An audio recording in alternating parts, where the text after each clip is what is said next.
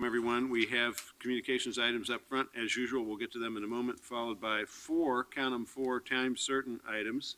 So we have a number of presentations, proclamations, and special orders of business this morning.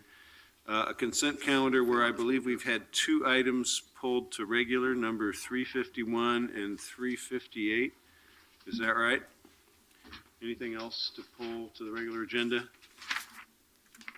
If not, welcome everyone. If you're here to speak on a council calendar item, you need only let our clerk know that you want to do that, and she'll have you on the list. You need only give your name unless you're a registered lobbyist. If you don't need to give us your address. If you want to support someone's testimony in the room, feel free to give them a thumbs up or a wave of the hand. Or if you disagree with them, give them a thumbs down or some other polite hand gesture. But we ask that we reserve applause here and demonstrations for special city employees that we're honoring, students that we're welcoming, or visiting dignitaries. So if you're one of those, you might get a round of applause. So welcome everyone, and with that, we'll turn to item 341.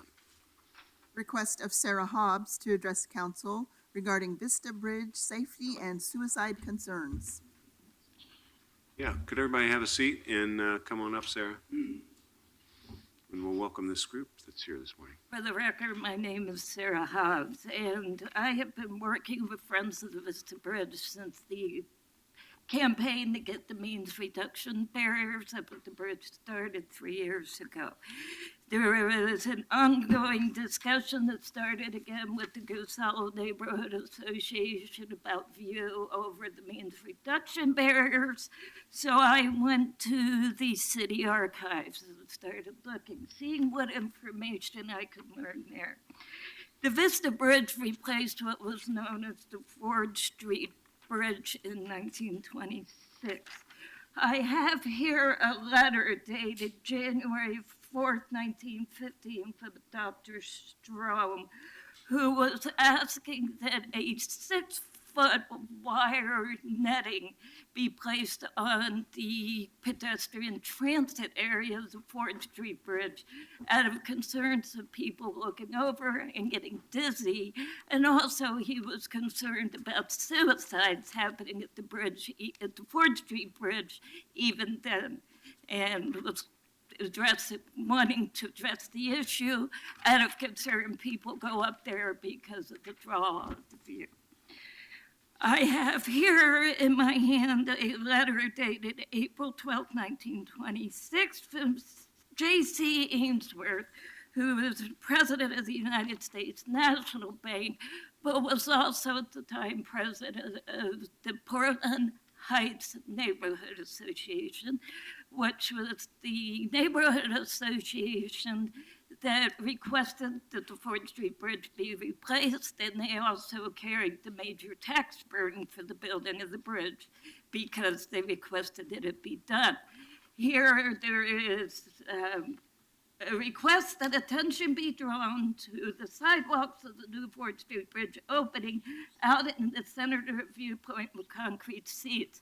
The concern being while addressing children climbing up on the seats and falling, generally as well, people falling on a hole. The city's response in a letter dated April 12, 1926 is, we don't think the seats on the bridge rail are going to be a problem, and even if they are, we have begun construction of the rail and we don't have the money to stop now. So what I have here is a long documented history of ongoing issues at the bridge. Commissioner Novick, you have proven if there is a will, there will be a way found to address the issues. Not only at the bridge, I noticed ODOT, if they've now completed, are putting up means reduction rails on the problematic side of the top deck of the Fremont Bridge. So I see if there's a will, there's a way, but I question where's the will. Sarah, thank you very much. Appreciate your research on that. Thank you. Thank you, and I also appreciate Commissioner Novick's leadership on getting the barricade up and the partnership of many of the neighbors. It was recently brought to my attention by Sheila Hamilton that there has been research done when with the barricades were going up, folks said, well, people will just go elsewhere. And the research shows that actually they don't. That if a suicide is interrupted by a barrier like that, perhaps because people's brains are not working well, they are not able to think of another way to hurt themselves, and that saving somebody at a bridge in particular tends to have good outcomes. So that was new information to me. I wanted to share it with everybody else because that's the kind of the common parlance is. It is a not gonna very help. common comment, one that those of us that work in suicide prevention find frustrating. Great research has been done through the Harvard School of Public Health in what they call their means matters study, and I greatly encourage people to Google it and look it up. Oh, thank you. Oh, can I get one plug in? I know Commissioner Fritz, you always I was just about to ask you, Sarah, so good job. Veterans Crisis Line 1-800-237-8255, press 1. It is administered by the Department of Veterans Affairs, but you do not have to be affiliated with the VA to access it. The only requirement is that you be a veteran. And Lines for Life will answer your call 24/7. They'll answer teenagers' text 24/7. And so please be aware that there are community resources. Thank you very much for coming today. Thank you so much. Thank you. Why don't you read the next item, and Charles is queued up here, so. 342, request of Charles Johnson to address council regarding tax equity and fairness. Good morning. Good morning, Madam Parks Commissioner and fellow city councilors. Today is, I think we'll talk about the unusualness of the day first in politics and news before we get into equity and fairness. Although we will say that we've just celebrated, I can't remember what it's called exactly, National Pay Equity Day. So I hope that we're working forward to a time when you don't have to get elected to office to get equal pay with men. It's still a tragedy that while we're giving rich people of any gender tax breaks, working class women are experiencing pay inequity. I know the city has taken some initiatives on that matter, but it's still not time for us to let up. However, rather historically, our junior state senator has said, it's not quite time for a woman to break the glass ceiling into the White House. Not quite what he said. The first sitting United States senator to endorse Bernie Sanders for president is Oregon's Mr. Jeff Merkley. And I think we have some Sanders enthusiasts among people who are running for election right up there among the five of you. So we look forward to some vigorous voter turnout. The ballots will be mailed soon, and they're due in on May 17th. As to other issues that are happening in our community, I have to address the police commissioner. There seems to have been a communications breakdown on how our brave, well-trained Portland police can boldly go into areas of the city, whether they're infested with armed gangs or whether it's a business meeting of the Citizens Review Committee reviewing decisions of the Independent Police Review. I hope that there'll be better communication between the police commissioner and the chief of police about what real safety for citizens means, so that we won't continue to see articles in the Oregonian saying that the Portland police system, according to the United States Department of Justice, is still infected with an adversarial, militarized culture. I've never seen Mayor Hale's magic wand. I guess it's not working because I know he would like to have improved police-community relations, mutual respect on both sides, and effectiveness. So I look forward to a public session where perhaps Constantine Severe, the mayor, the auditor, chief of police Day can clarify about how vigorously the Portland Police Department is going to work on exceeding the standards set when the United States of America sued the city of Portland because of problems with our policing. Thank you all. Thank you. Okay, next person, please. 343, request of Craig Rogers to address council regarding zoning. Good morning, Craig. Welcome. By the way, if you're talking about the comp plan, you have to wait for the comp plan hearing. Understood. That's the law, and that's not my idea. Craig Rogers, Portland resident. I'd first like to thank Commissioner Novick for being in the business of saving lives. I think of you every time I come across those flashing crosswalks.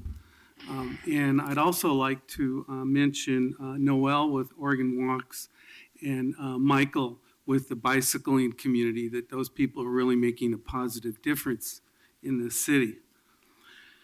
With regards to zoning, whether we're talking about high-rises on the waterfront that block the light of day, or residential lots in East Borland that would be split, I have a sentence that I want you to ponder, kind of as a test before you rezone things. And it's from a famous book, and it's simply, all animals are equal, but some animals are more equal than other animals. I want you to ponder that before you make zoning changes. It's come to my attention that with regards to the auditor's office, that perhaps there might be a shortfall of funding. And with Governor Brown a year ago, she said that transparent and accountable are really important. And I agree. And I believe that the auditor's office is one of the most productive offices in the city of Portland. And I think that they should be rewarded for doing a good job. And I really encourage you to fully fund that office. And I hope it's a 5-0 vote with regards to the lobbyist issue that's coming up also. And, you know, you just look at all the work that the auditor's office has done. And as an example of what an auditor's office can make a difference is just Google Allentown, Pennsylvania and FBI. The FBI's gone in there and grabbed computers, and it's a pay-to-play situation, and it's really very serious. Right now, New York City, Mayor de Blasio, just check that out. This is even more current. And I encourage you to really give the auditor's office the attention it deserves and funding. Yesterday, Mr. Obama said, President Obama, forgive me, that's the thing about America. We are a work in progress. And that's happening right here, right now, and it's really something to be proud of. Thank you, Craig. Thanks very much. You're welcome. Okay, next one, please. 344. Request of Crystal Ilinsky to address council regarding taxes, loans, and grants. Crystal, you here? Okay, then let's move to 345. Request of Sean Sullivan to address council regarding Title 11 concerns with Portland Bureau of Transportation and Bureau of Development Services. Good morning. Welcome. Good morning, thank you. I was here maybe a month ago for Title 11. Mhm. And I'm back again. I want to say that I think something's wrong at Development Services and with PBOT. And it's impacting us, I need to get these on, in two different ways: financial damages, and it's being inconsiderate of the general public. I spoke the last time I was here about Title 11 and the delays that working through that process caused to my project, the Robeson Jewish Home. Currently, that same project has been waiting for its Public Works Improvement Permit, and we just surpassed 1 year in the process. We are about ready to complete our phase 1 of the project, of which is supposed to take occupancy in 2 months. And we still do not have our Public Works permit. I think that we will, as you know, this is a continuing care facility. We have to go through DHS, Department of Human Services inspections. There's a good chance that we may have a completed building and not be able to occupy it, which will at that time stop the project and will cause yet another delay. I find that the servicing the public question, especially when it comes to PBOT, I've got a couple of examples on my project. One is, for instance, we went to Peabody and we asked that the 2 parking spaces that are at the east end of the project and their street improvements be eliminated so that we could go ahead and taper the curb back to align with the existing neighborhood to the east, their driveway or their street. And that was rejected because the standard is for those parking spaces to be there. I pointed out that those 2 parking spaces in this whole project were only accessible coming from the neighborhood side. And couldn't we just eliminate them and plant that area so that we would then discourage traffic from going through the neighborhood? The answer was no, it's not our standard. You have to put in the parking spaces. But we can sign those parking spaces, no parking, which seems counterintuitive. Another example is that since we have to close down half of the sidewalk area along one of our frontages, we offered to PBOT to install a sidewalk on the opposite street that matched up with the existing one. And they said we certainly could as long as we put it into their standard. Their standard was a planting strip, a wider sidewalk, and a buffer zone. So all we needed to do is remove the trees and go to all the landowners and get a dedication of their land, which would have taken months. So I asked if I couldn't put in a asphalt sidewalk or something. The answer was no. And I said, well, this is going to result in people in wheelchairs driving down the street. We appreciate you raising these issues. I guess I just want to let you know that there has been follow-up by members of the council with bureaus based on your earlier comments. So I'm sorry that you've had these delays, but it's not gone unnoticed.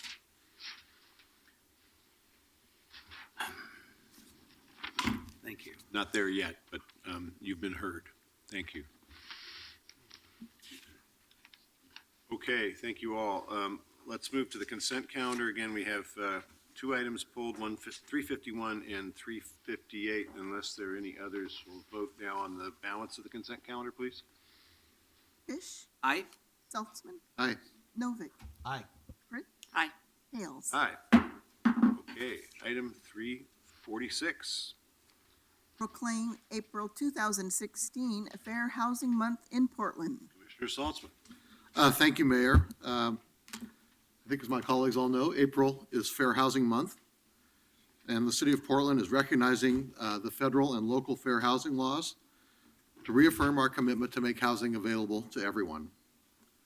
Portland's theme for this year is Fair Housing Opens Doors, and the national theme is a shared opportunity in every community. Housing is a critical component of our lives, to our lives. It opens doors to health, prosperity, and community. But the doors are not open for everyone. The housing crisis is more than evident.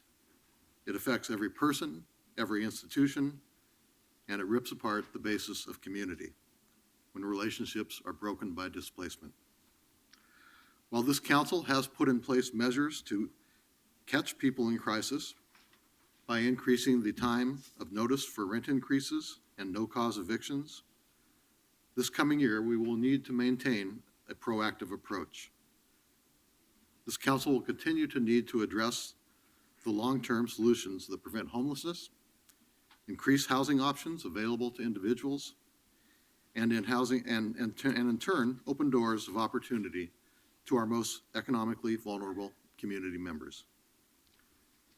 This year, we will work on policies that create shared opportunity in every community. It may mean more affordable housing in a public transportation-rich area, or more public transportation in an infrastructure-poor area. The approach is to share the benefits and burdens and employ partnerships and actions across all of our bureaus. Here to talk more about Fair Housing Month, we have Betty Dominguez, who is Home Forward's Director of Policy and Equity, and she will speak to us. And then we also have Alan Lazo, who is the new Director of the Fair Housing Council of Oregon, and he will introduce our very talented Portland students that are here today to be honored for their fair housing artwork. So we'll start with Thank you, you. Betty. Thank you, Commissioner Saltzman, and good morning, Mayor and Council. So as you mentioned, I'm the Director of Policy and Equity at Home Forward. I'm also a member of the Portland Housing Advisory Committee, as well as a member of the Fair Housing Advocacy Committee. Fair Housing Opens Doors is Oregon's fair housing theme for the month. Through our poster contest, you'll see winners, through our poster contest, winners we see what opening doors means to the youth of Portland. I really messed that up. The various organizations I represent understand how policies such as redlining have historically and currently led to the fundamentally unfair landscape of racial segregation, displacement, and the creation of barriers to opportunity. To undo the legacy of unfair housing practices, we need policies that are inclusive and serve to open the doors that we know are closed to opportunity. In addition to some of the suggestions you made, Commissioner Saltzman, around policies and programs, there are other policies that we might suggest or consider. Those would be encouraging the city to work with landlords around educating them about their obligations to accept applications for consideration from renters with the Section 8 voucher, and then test and enforce the law when broken. House Bill 2639, which went into effect in July of 14, has opened doors by making discrimination based on source of income or housing assistance, commonly known as Section 8, illegal. However, despite that action, even Section 8 voucher holders are finding it difficult to maintain and find housing in today's environment of rapidly rising rental rents.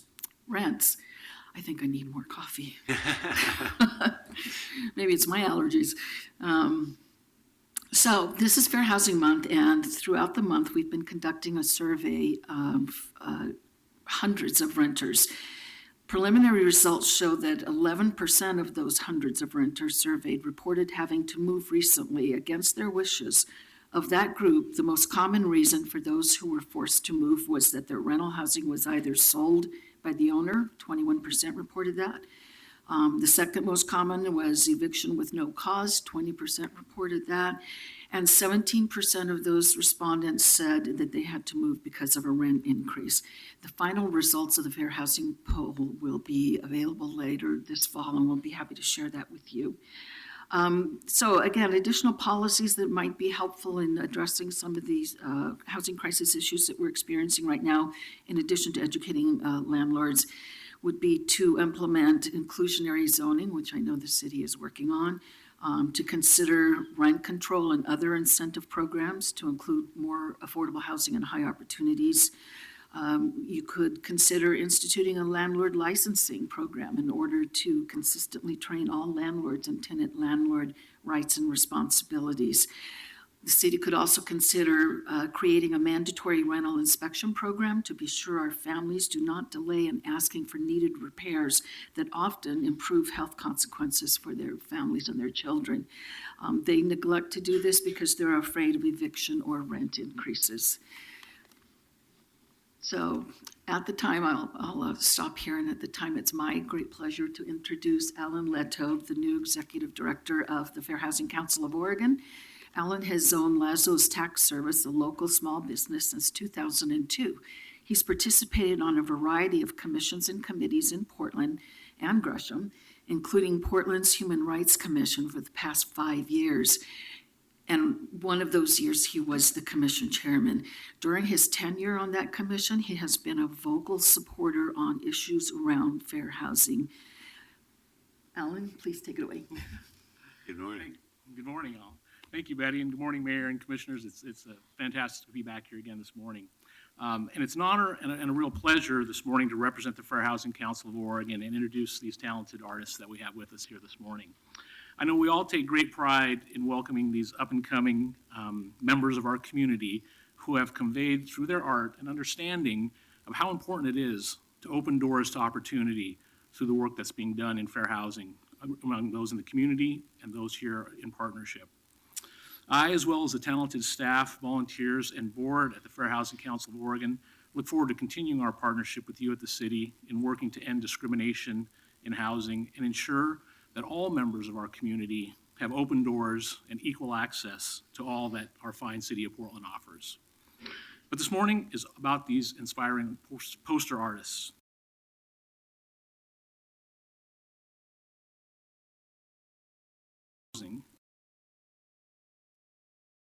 Of fair housing opens doors throughout the entire year.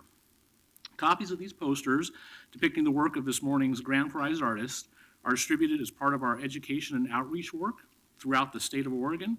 We distribute them in government offices, in social service agencies, out at libraries, in housing complexes, and in other venues where we provide education and outreach about fair housing, such as on our bus tours of historic discrimination and displacement here in Portland, which I know that some of you will be joining us for on Friday morning.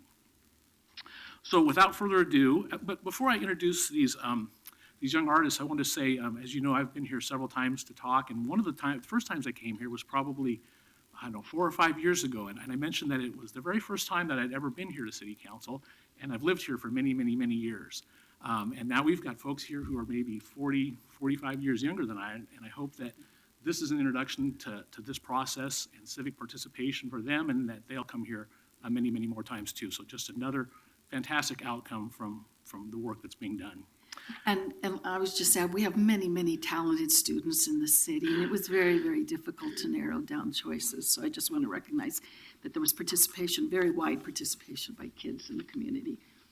So without further ado, let me introduce this morning's Fair Housing Poster Contest Award recipients, and they're right here. So I'll have them come up as I read their names and a little information about them if they could. So for grades 1 through 3, our first prize award recipient is Rachel Clay from Chief Justice and Ockley Green. Rachel, come on up, Rachel. Come on up. Up, Rachel. Come sit up there with Hi, sit right here. Good morning. Morning. So Rachel, we heard that you love reading, and you have an older brother named William, and loves animals. Oh, don't we all? And when she grows up, she wants to be a veterinarian. So congratulations, Rachel. Our next award recipient for grades 4 through 5 is Faith Culpepper. Faith, come on up. Come on up. From Innovative Housing and Futures School. Oh, you can stay. We'll bring another chair. Yeah, we've got plenty of chairs here. Thanks, Rachel. All right, Faith is very interested Bring them in... all back up when you're done. Yeah. Faith is very interested in drawing, and her favorite subject in school is science. Oh, that's a great combination. She has one brother and one sister. Oh, I'm going to move over a little bit because she also regularly practices Taekwondo. Congratulations, Faith. So our next recipient is for grades 6 through 8. It's Lydia Hall from Irvington Elementary. Lydia? Come on up. Ah, Good morning. fantastic, thanks. So Lydia does tumbling at Irvington and likes dancing and gymnastics. She also likes reading and writing and takes many trips to the area libraries. She loves drawing and fashion design, and she recently received a sewing machine and uses it to sew her own clothing designs. And finally, our grand prize award recipient is Alexandria Nagy from Catlin Gable. Come on up, Alexandria. So Alexandria is a level 8 competitive rhythmic gymnast and trains about 16 to 18 hours a week. She's been involved in that sport since she was 7. She's also passionate about running, reading, and creative writing. She has an older sister and a younger brother, and most importantly, a new 4-month-old Weimaraner puppy. So congratulations on all those things. So thank you all for the work that you did on the posters, and we've got a couple versions of the poster here hanging up, and I think we're going to also take some photos. So congratulations to all. Let's of hear you. it for our artists.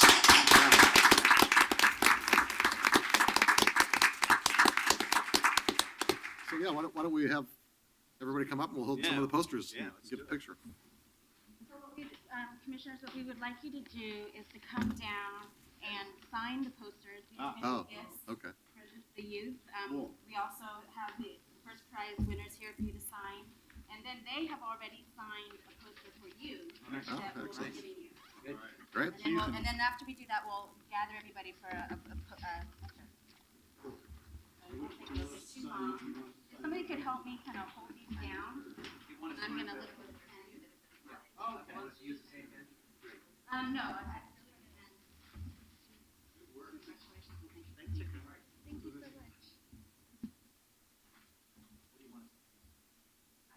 Yeah, use a marker. So sign them all. See if those are signed. Yeah, let's see where all some of these other ones out here.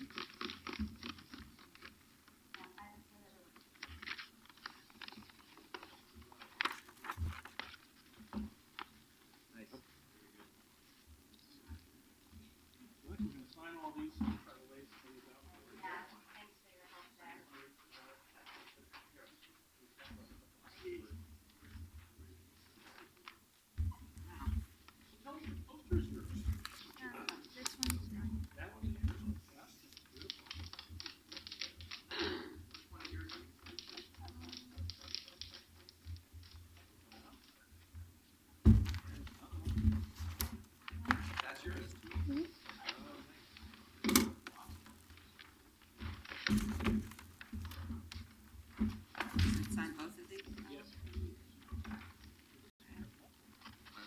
No, you don't have to sign all 6 of those, just one of each. Yeah. You get them all up? Sorry.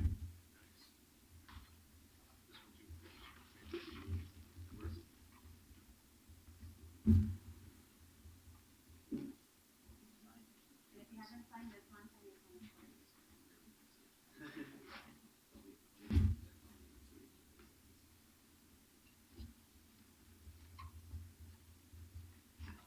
Thank you all very much. Which one is going to be up here? So this is the one we get for our office? Yes. That's signed. Good job, everybody. This is nice handwriting. This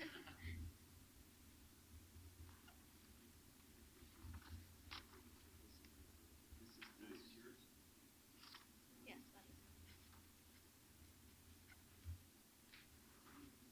Really well done. Good job. Thanks for supporting How the about cause. Thank you. taking a picture with all of us? One more student over here. No, you don't have to do the bottom one, just the top one. Yeah. Wow. This is terrific. And then the grand prize winner, if you have to sign there.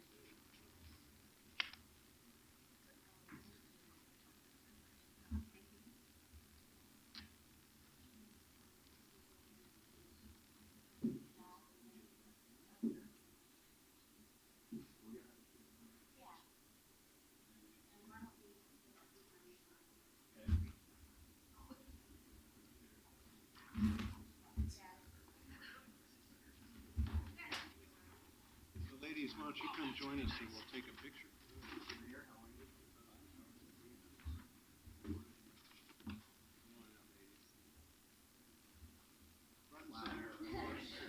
You in the middle here? You guys get in the middle? You're the stars? Get here. There you go. Steve-O? There you go. Wow.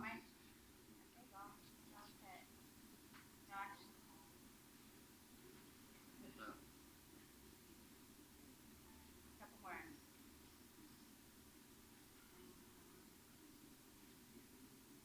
One more with the flash.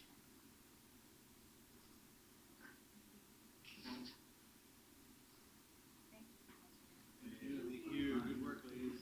Well done.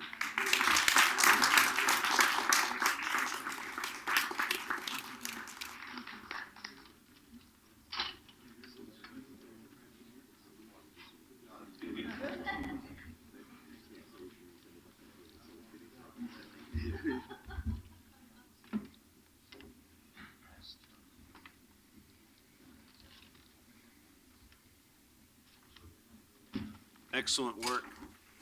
And thanks for supporting a really important issue in our community. Thank you very much.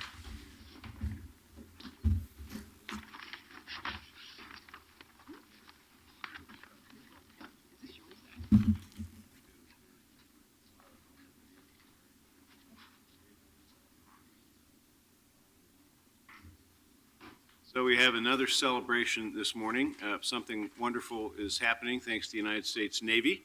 I'll have Carla read the item and we'll proceed. Item 347, presentation from the Navy League of the United States Portland Council on the commissioning of the USS Portland. Well, good morning and welcome. We're very pleased to have the Navy League here. This is a really exciting thing for our city that the USS Portland is getting its finishing touches.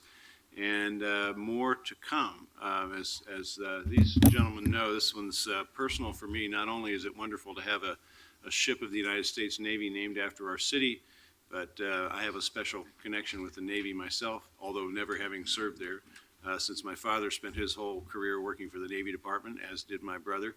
And since my Uncle Boats, my only uncle in the world, spent his whole life working in the Pascagoula shipyard where the USS Portland has been built. So this one is sweet for me, and we appreciate very much this opportunity and your advocacy for what comes next. So good morning and welcome.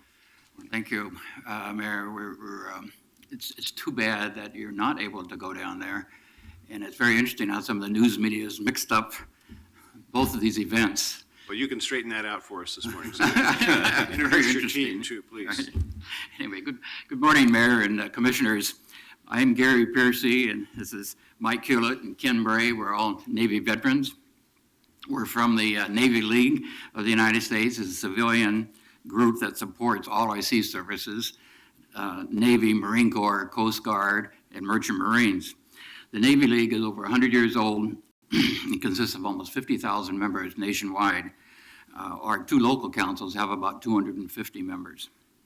One of our founders was Theodore Roosevelt, who in 1904 also believed in a strong Navy.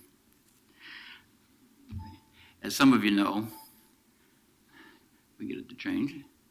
Yes. Here we go. Some of you know the Navy is building a large ship to be named after our city. And on Monday, we got the confirmation from the Secretary of the Navy that the commissioning of the new USS Portland will be in Portland in late 2017. What a great time for all Portlanders to celebrate our maritime heritage and show our appreciation for today's sailors. This is the first Navy ship to be named exclusively for our city. The famous USS Portland during World War II was named after the Maine city, shown here passing into the St. John's Bridge in the 1930s when it visited Portland. And the more recent ship of the 1970s vintage was named after both cities, a most unusual occurrence. She was based on the East Coast, so she never visited here. There have been other ships, or ships named after other Oregon cities. For example, Eugene, Oregon City, Astoria had 2 ships named after them, and Salem had 3 ships named after them, but no Portland, Oregon. Now the Navy has named a ship for our city, even though both senators from Maine complained, they were overruled. Shown here is the Secretary of Navy, Ray Mavis, with Mayor Hales during the naming ceremony late in 2014. We've been honored for Portland's maritime heritage as a major shipbuilding center in both World War I and World War II, as well as being a major seaborne commerce center since the city's beginning. We are still in the preliminary stages of forming our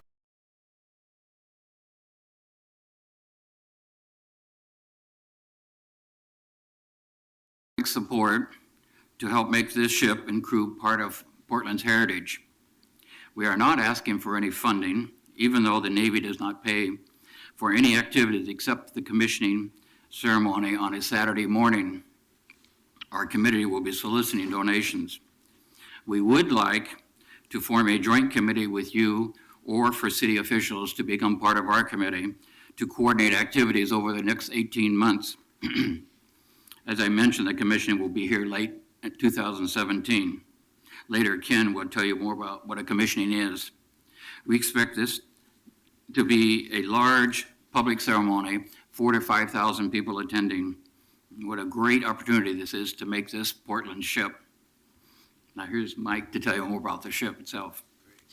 Mayor Hales and Commissioners, when you first heard that the Navy honored our fair city, Portland, by naming a ship the USS Portland LPD 27, you probably wondered, what kind of ship is that?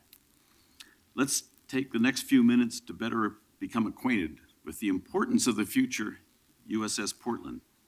And it was a little over a year before this naming ceremony that the keel of the USS Portland was laid at the Ingalls Shipyard, Pascagoula, Mississippi, with a target date of spring of 2016 for the launch and the commissioning, and the not commissioning, but the christening. The christening is the first event. Here's a picture of our sister ship, the USS New York. You may recognize her from what you've seen on TV. Part of her ship, the ship is from the steel of the Twin Towers. It's a large ship, very large ship. It's 684 feet long. It's 2/3 the length of an aircraft carrier. It's over 100 feet longer than the longest ships, the cruisers that we've had here for the Rose Festival. It's very large. And to get a better sense of the size of it, let's zoom into see if we can see the people that are manning the rail. Point is, it's quite large. Here's a view of the San Antonio class LPD, of which the USS Portland will be the 11th ship in that class. And the class sister ships form the backbone for Navy and Marine Corps amphibious operations.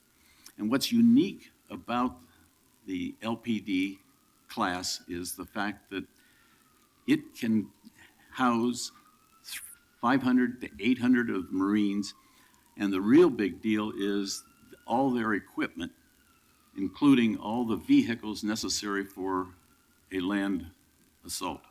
Does LPD stand for something? LPD stands for,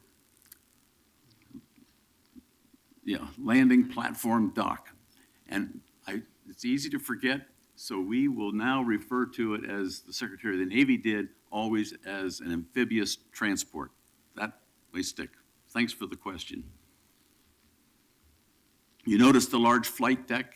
The flight deck's capable of handling 4 of the tilt-rotor Ospreys. Here is a cross-section of the of the amphibious transport. You can see in the bays a lot of the different equipment that's carried aboard. It takes 370 plus Navy sailors to accommodate the 300 to 500 to 800 Marines embarked. You'll notice that the stern of the ship, the doors are open. That's to flood the well deck so that the launch craft can launch into the water.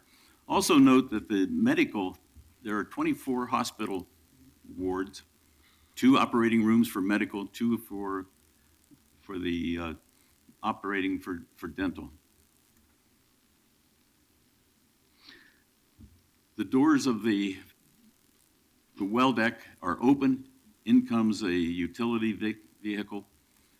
Here's a landing craft that really is the workhorse that does the heavy lifting. It's called the landing craft air cushion. Here are 2 of them in the well deck, loaded up. Notice the heavy equipment that's on that, ready to be launched to the beach. Probably the most visible and type of mission is actually non-planned. It's humanitarian relief. You've probably read about the humanitarian relief on the Haiti earthquake, on the tsunami for Japan, and of course for Katrina, supplying and offloading men and bringing supplies. But we've been talking about the size of the ship and the hardware of the ship.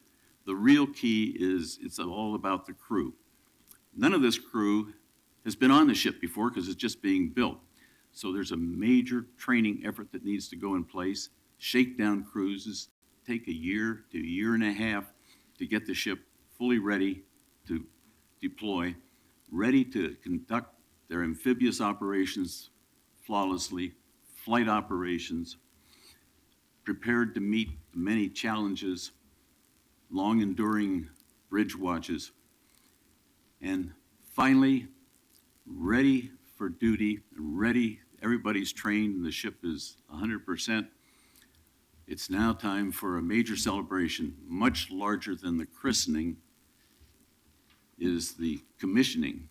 It's a large public event showcasing both ship and city.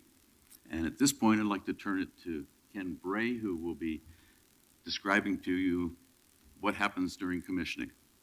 Thank you, Mike.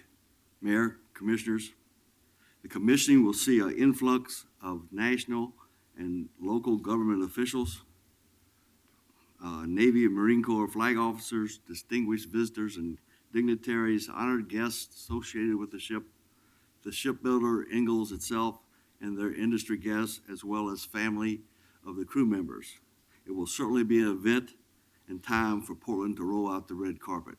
You can see from this picture from the podium or approaching the podium of the New York that you have Mayor Bloomberg and then the CNO at that time, Admiral Roughhead, and General Commandant of the Marine Corps, General Conway, as well as Senator Clinton, and she was the main speaker at this commissioning. A little story of the commissioning. While I lived in San Antonio, I was privileged to be invited to the commissioning of the very first ship, the USS San Antonio. It was quite an event. Let me share some highlights. First, what is a commissioning? It is actually the acceptance of the Navy of the ship is ready for service. It is the culmination of the construction cycle from keel laying, launch, christening. Christening will happen scheduled to happen on May 21st, Saturday on Armed Forces Day down in Pascagoula, and finally commissioning. It is both commissioning is both a formal and solemn ceremony. At the same time, it's festive and jubilant. It places the ship in service, and the Navy includes, they set the first watch, the first logbook entry is made, the reading of our orders, and the ship is formally transferred to its new commanding officer by the Chief of Naval Operations or his representative. There will be a number of commemorative speech, the ship's commissioning pennant, our ensign is raised, and all this is climaxed by the ship's sponsor. Our ship's sponsor is Bonnie Amos, wife of the Commandant of the Marine Corps, previous General Amos, where she'll say, "Man our ship and bring her to life." And what happens at that time, the crew has been on the shore side, on the dock side, and now tradition is they run up of the gangways and man the rails. It's quite a stirring event. There's a Navy, the music is playing, anchors away, and all that's going on. It's a sight that promises to arouse patriotic feelings in all who see it. I promise. This concludes the formal ceremonies, which are generally followed by tours of the ship, as well as lunch with the crew. Okay, that's the event. Now we have the ship. Now what do we have to do, huh? Hosting the commissioning is a two-way street. In the months ahead, the ship's officers, crew will seek to learn more about Portland, our history, our customs, if not our personality, if not our weirdness. While in return, Portland needs to define, organize, and support meaningful community activities, perhaps those that showcase the best of Portland, as well as support the traditional events befitting such a commissioning. And you can see on this list that there are a number of typical and formal events and receptions. Activities may include community service, and we have been in contact with a prospective commanding officer, and he's asking us how can his officers and crew be of service to the city. A nice gesture. Maybe athletic competitions, both internally among the ship, and perhaps a friendly Portland challenge, maybe dragon boat races or something like that. Social events for not only the sailors but their families as well. Here's a reception on board the flight deck.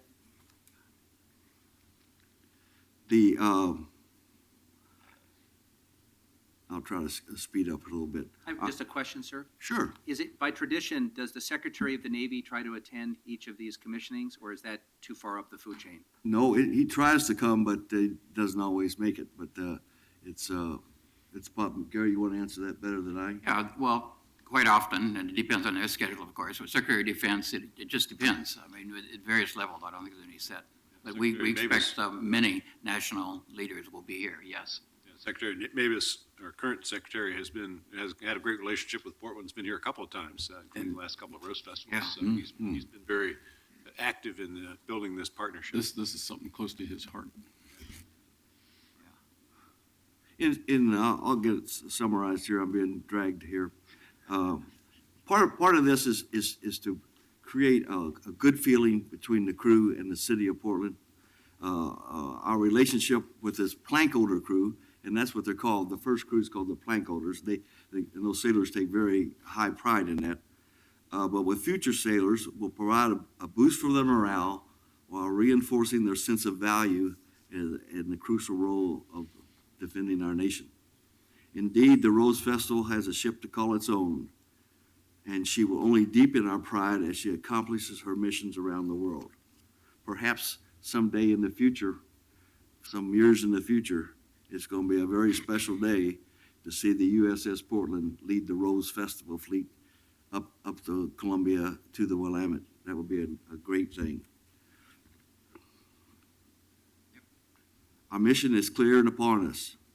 Provide a commissioning that will leave a strong imprint on all that is good about Portland to the sailors of the USS Portland for years to come. Leave no doubt in Portland's resolve to support these sailors as they are willing to go in harm's way, all the while enduring long separations for family. To sum it, let's make Portland's commissioning all about her sailors and their family. Thank you. Thanks, Ken. Do we have that video? We have a nice time-lapse video of the launching of the ship about 2 months ago. It came from the shipyard, and yeah, it does work good. So she's actually in the water now. This is how they get her to the water. Can you see?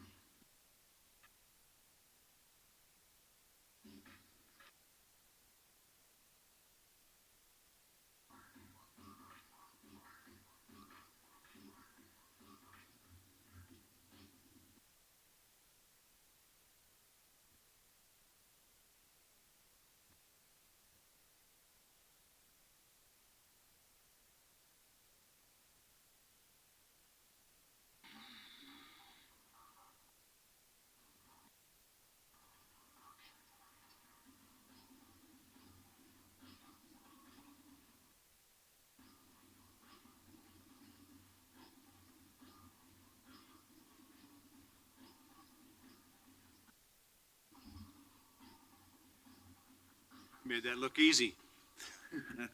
So you can see that's the launching. It takes place over a number of days. The christening with the bottle of champagne, that's on May 21st coming up. And then almost a year and a half later, through all the training and installing the machinery and things like that in the ship itself, then we have the commissioning here, which is when the ship is actually legally accepted as part of the active fleet. Thank you very much for your time. Any questions anyone has about this? So does the crew, you said the crew spends a year and a half in the preparation? Is that? Yep. Is Yep. that A lot of prior they're to just forming the commissioning? crew now.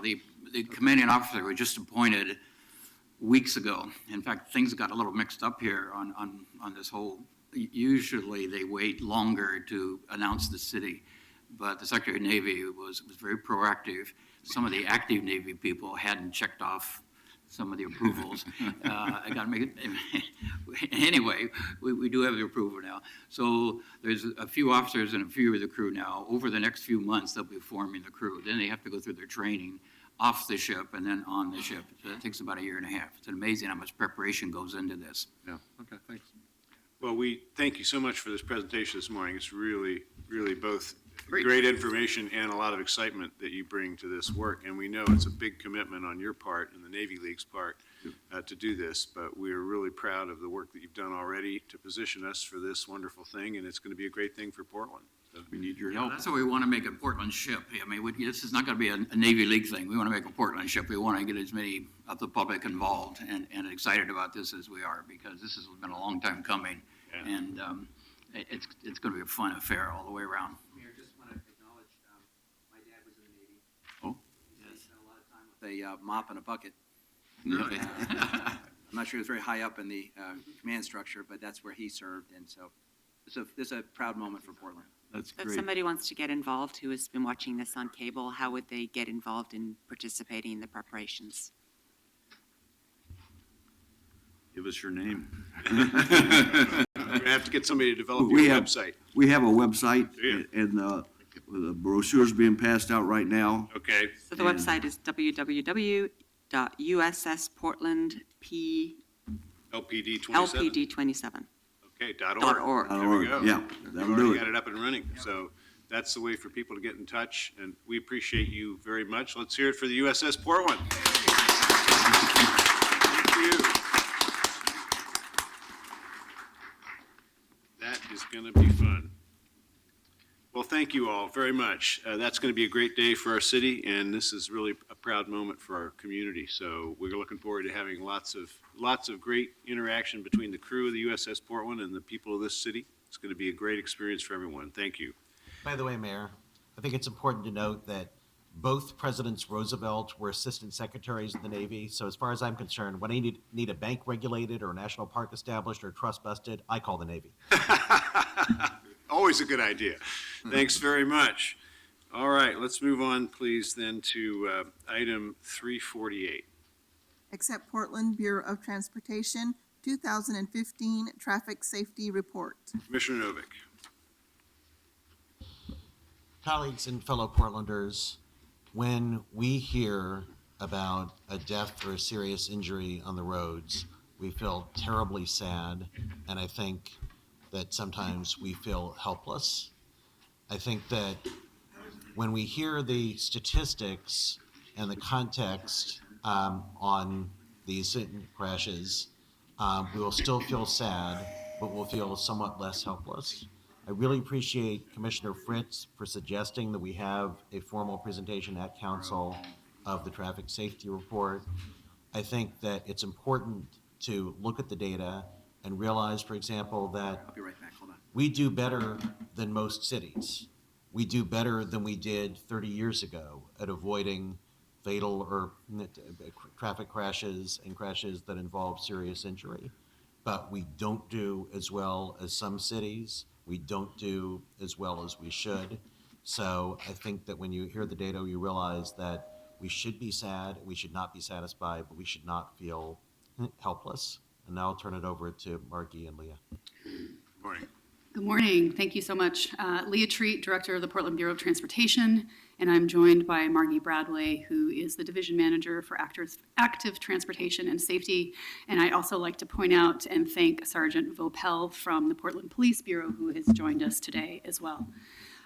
So I had talking points that I am going to go over, but last night as I was getting ready for this time certain today, I came across an article that really struck me, and I would, if you'll indulge me, I would like to read a little bit of this article to you. It's from The Atlantic, and they're talking about traffic safety and roadway fatalities.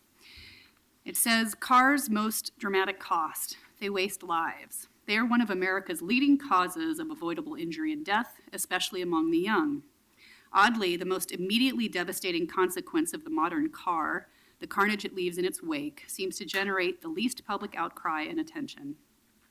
Jim McNamara, a sergeant with the California Highway Patrol, where officers spend 80% of their time responding to car wrecks, believes such public inattention and apathy arise whenever a problem is massive but diffuse. Whether it's climate change or car crashes, he says, if the problem doesn't show itself all at once, it's hard to get anyone's attention. Very few people see what he and his colleagues witness daily and up close, what hurtling tons of metal slamming into concrete and brick and trees and one another does to the human body strapped or all too often not strapped within. In contrast, a roadside wreck is experienced by the vast majority of drivers as a nagging but unavoidable inconvenience, just another source of detours and traffic jams. Increasingly popular and powerful smartphone traffic apps eliminate even those brief close encounters with the roadway body count, routing savvy drivers away from crash-related congestion. The typical car wreck is becoming all but invisible to everyone but those who are killed or maimed and those whose job it is to clean it up. Many are aware at some level that troubling numbers of people are injured and die in cars, but most remain unfazed by this knowledge. This disparity and inattention between plane crashes and car crashes cannot be justified by the relative death tolls. Quite the contrary. In the 14 years following the terrorist attacks of 9/11, there were 8 crashes on American soil of passenger planes operated by regional, national, or international carriers. The death toll in those crashes totaled 442 people.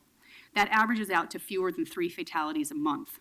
The death toll on America's streets and highways during that same period since 9/11 was more than 400,000 men, women, and children. The traffic death toll in 2015 exceeded 3,000 a month. When it comes to the number of people who die in car wrecks, America experiences the equivalent of 4 airline crashes every week. A normal day on the road, then, is quite a catastrophe. Ken Kolsch, the statistics for the National Safety Council, calls it that, and he ought to know. He makes his living crafting the annual statistical compendium of every unintentional injury and death in the country. Car crashes are the leading cause of death for Americans between the ages of 1 and 39.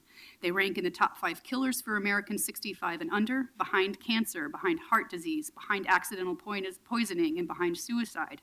And the direct economic costs alone, the medical bills and emergency response costs reflected in taxes and insurance payments, represent a tax of $784 on every man, woman, and child living in the United States. The numbers are so huge, they are not easily grasped, and so are perhaps best understood by a simple comparison. If U.S. roads were a war zone, they would be the most dangerous battlefield the American military has ever encountered. Seriously, annual U.S. highway fatalities outnumber the yearly war dead during each Vietnam, Korea, Iraq, Afghanistan, the War of 1812, and the American Revolution.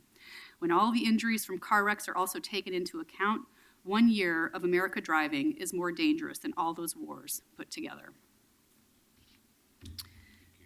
So thank you for indulging me on that. I thought it was just said much better what I wanted to say today than I could have put together in words myself.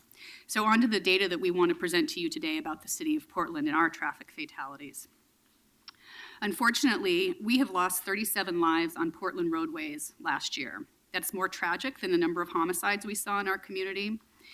And this year, the pace of traffic fatalities has been worse. And indeed, it has been a very rough start to our year. We have lost 14 lives in crashes already in 2016. 8 of those fatalities are in East Portland. This statistic is sad, but it is not surprising. Did you know that if you live east of 205, you are 2.5 times more likely to die on our roadways?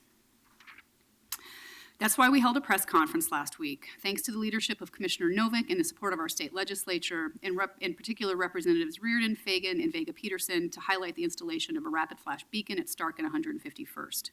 We are joined by our partners in the Police Bureau, who also conducted a crosswalk enforcement action at the same time. The beacon that we installed at Stark and 151st was one of 19 rapid flashing beacons that were paid for by state funding. Since 2012, we have improved safety at 34 crossings in East Portland, and we are currently working on designing and constructing over a dozen more beacons in East Portland. We also held the press conference to convey our sense of urgency and our commitment to reaching 0 traffic fatalities and serious injuries. And it was also a moment for us to recognize Chief O'Day and the Police Bureau for their rapid response to the increase in fatalities. Their increase in traffic patrols focused on traffic safety is exactly the kind of response we need. And thank you to the Police Bureau. They have been great partners. So these are our overall trends in fatalities for including 2015. 37 people died in crashes in 2015, which was an increase in fatal crashes compared to 2014. And looking at the history of traffic fatality for Portland, going back to 1925, we have seen an overall downward trend. However, over the past decade, progress toward reducing the number of fatalities has remained stubbornly elusive. So these are our fatalities by mode. In 2015, 20 occupants of cars and trucks were killed in traffic, which was an increase over the previous year when 7 occupants of cars and trucks died in traffic crashes. The motor vehicle trend over the last 20 years has shown a significant decrease in vehicle fatalities, primarily because of improvements in vehicle safety technology and seatbelt usage. Motorcycle fatalities stayed constant at 5. Bicycle fatalities doubled from 1 to 2. The best news, even if we could say something like that when discussing fatalities, was that in 2015, pedestrian fatalities were down, with 15 fatalities in 2014 and 10 fatalities in 2015. Unfortunately, only a few months into 2016, we are seeing the pedestrian fatalities go back up again. Out of the 14 who have died on our streets this year, 5 of them have been walking. Overall, among roadway users, people walking are at greatest risk for being seriously injured or killed. Despite making up just 9% of roadway users, people walking comprise 31% of Portland's traffic deaths. So now I'd like to transition to some of the conclusions that we have reached as part of our work on the Vision Zero task force. Crashes often involve multiple factors. The factors that we are seeing in 2015 and now in 2016, such as impairment and speed, are consistent with the trends over the past 10 years. Based on 10 years of data, impairment is involved in 56% of deadly crashes. Impairment includes both drinking and drugs. We do not know yet how the legalization of marijuana is going to impact this trend, but we know that the Portland Police, with the leadership of Captain Sheffer, is working towards how to best detect and test for marijuana in drivers. Captain Sheffer believes it is underreported in this data because law enforcement have not yet found a reliable test.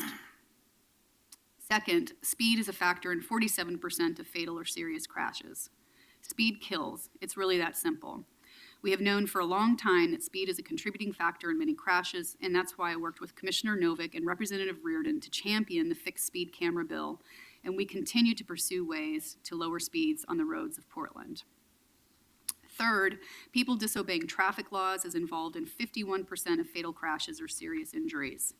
Examples of this type of infraction include disregarding a stop sign or a traffic signal, and it includes all modes. For example, it would include a car driving the wrong way on a road, but it would also include a bike going through a stop sign. Distracted driving is included in this data set, although as we have discovered as part of our work in the Vision Zero task force, our data on distracted driving is poor. Oregon does not have a comprehensive distracted driving law. So in other words, police officers in Oregon often cite careless driving as a contributing factor to a crash, whereas there's no place on the crash form to similarly report distracted driving. But we do know it's a major problem.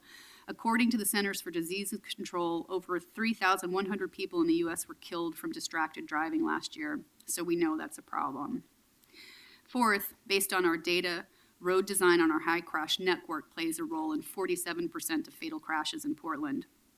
So in other words, the high crash network in Portland makes up for 7% of the centerline miles of roads in our city, but accounts for 47% of fatal crashes.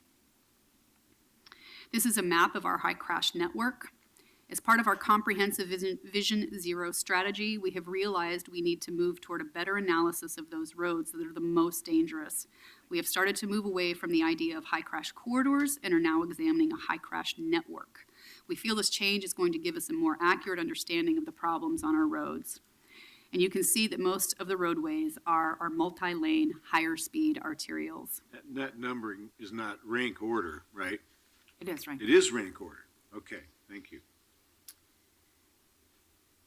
We have additionally overlaid the high crash network with a communities of concern layer from TriMet's Equity Index. the dark gray areas on the map. Both the High Crash Network and the Communities of Concern layers help PBOT and our partners identify the highest priority areas for traffic safety investments of our limited resources. And last, our next steps on our Vision Zero action plan. I'm very honored to be leading the Vision Zero task force on behalf of the city to develop our Vision Zero action plan. The city, our regional and state partners and stakeholders are planning a multi-pronged approach to make Portland's streets safe. The plan is going to include 2-year and 5-year actions, and the actions under discussion include education, enforcement, policy changes, and infrastructure changes. In May, we are going to convene the executive committee of our Vision Zero task force. That committee includes Mayor Hales and Commissioner Novick. And the committee is going to have a community listening session and also present some of the initial findings of our task force.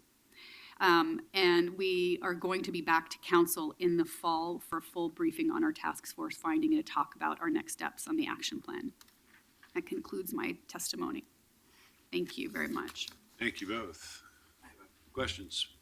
First, Leah, I want to say just personally that of all the things that you and Commissioner Novick have championed in your brief tenure here, how long have you been here? 2.5 years.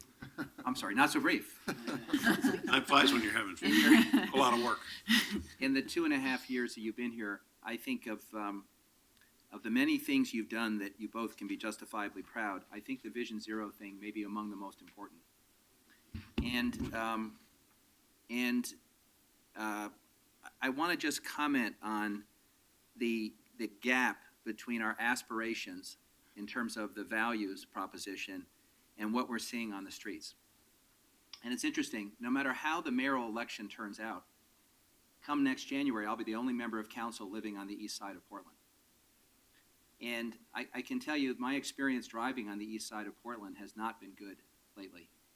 And while I don't have to go very far, I live in Grant Park, I drive on some streets that are really under a lot of strain right now, and particularly Sandy Boulevard. And I recently sent you an email, and I really appreciated the response I got. In fact, I sent you an email, and I got a response that weekend. And that's about as responsive as you can get, and I'm grateful for it. And what I did is I highlighted some of the worst behavior that I see routinely. And I shared with you that I'm trying an experiment as a driver. I'm not a saint on the road. I have in the past received parking tickets. I have done other bad things in my life on the road. So I don't presume to be the exemplar of exemplars. But I guess having 2 children and growing older, I'm more aware of these issues. And so I've been doing a little experiment, which is following the law to the letter as I drive around. And what I have found increasingly is that I am a hazard to others. And it's alarming to me. By driving the speed limit on Sandy, which is 30 miles an hour, I'm a hazard because people angrily go around me and shake their fist at me because it's like I am holding up progress. And most of the time, it's people going 50% or more faster than the law allows in order to get to the next intersection ahead of me, putting everyone at risk along the way. So I asked you about some of the common things that I see. U-turns and intersections. People are routinely making U-turns in our intersections, and most of the time they seem to be on their phone. Well, that's a Class C misdemeanor, which could cost you between $150 and $250. Speeding. We have people that I observe routinely going between 10 and 30 miles over the speed limit. In Portland, that'll get you a $110 up to a $450 ticket. Failure to use turn signals. I think for some people that has now just become discretionary. That's a Class D, that's $110. Aggressive, dangerous driving. If you engage in aggressive, dangerous driving, you can be fined up to $450. If your reckless behavior causes serious injury, it's $12,500. You must go into a diversion program and you must appear in court. And so I looked at all the stuff you gave me, and I really appreciated seeing both the statutes and the fine schedules. And I guess the point that I want to make is because I think what you're doing is so important, I want to volunteer, as I'm assuming all my colleagues want to volunteer, to figure out how we can help you achieve this goal. The goal of Vision Zero is noble. And the statistics you've just given us are stunning because they remind us that most of these are preventable deaths or injuries. If we stopped distracted driving, if we slowed down, just some of the basic common sense things, we can save lives. And I often feel powerless when I'm around people egregiously violating the law. I mean, I guess what I often do is just point to the sign that says 30 miles an hour if someone is, going past me at twice the speed. But I have no authority to intervene. But I think this is critically important. And as there are more cars on our roads and more people that are kind of stressed out and there's more conflicts between user groups, it makes what you and Steve have said is the goal more important. And I just want to volunteer for whatever service you need to make this work. And it literally drives me crazy to see the kind of reckless and careless and selfish driving that I see on a regular basis on the roads. And my impression is it's getting worse, not better.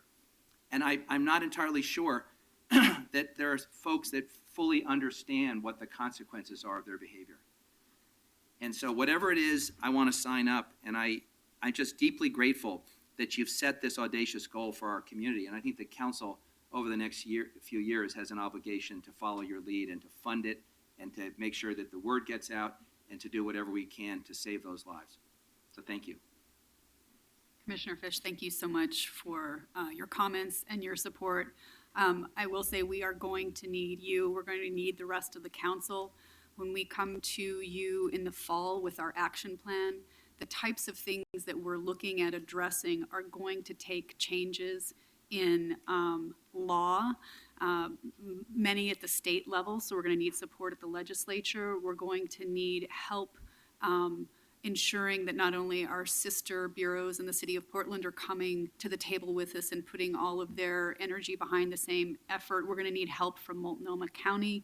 We're going to need help from the private sector, nonprofit, and we have all those people at the table on our task force, but it really makes a huge difference when there's political leadership behind the staff asking for actions to be taken. I would be honored to join Steve on one of his stings.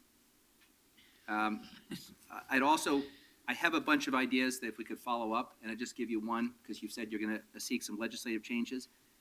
I was surprised to learn, and again, in your very responsive memo, I was surprised to learn that under state law, we are so generous in allowing vehicles to stop, double park in places on the road. And there's some language that explains the sort of exceptions and the loopholes. The thing that I've noticed with increasing frequency is vehicles in very congested areas double parking at the intersection and then waving you along as if it's a smart move to go around a vehicle into oncoming traffic at an intersection. And, I'm willing to roll the dice in my life, but I'm not going to do that. And I think there's some common sense rules. I mean, I think double parking in the mid-block is less dangerous than at the intersection. The one thing we know about an intersection is you're going blind in multiple directions. And I just think there's some updates we ought to consider, and I hope you canvass all of us for suggestions. And then again, please count me in. Thank you both very much. Other questions? And then, Steve, have you invited speakers beyond our staff? I know there may be some folks that want to speak on this item, but. I don't think so. Okay. Thank you both very much. We'll see if there's anyone signed up to speak on this report. We have one person, David Davis. Okay, come on up. Great, thank you very much. Both. Come on up. If you want to speak on this item, come on up, please. Thank you. Yes, I saw. Yes. Good morning.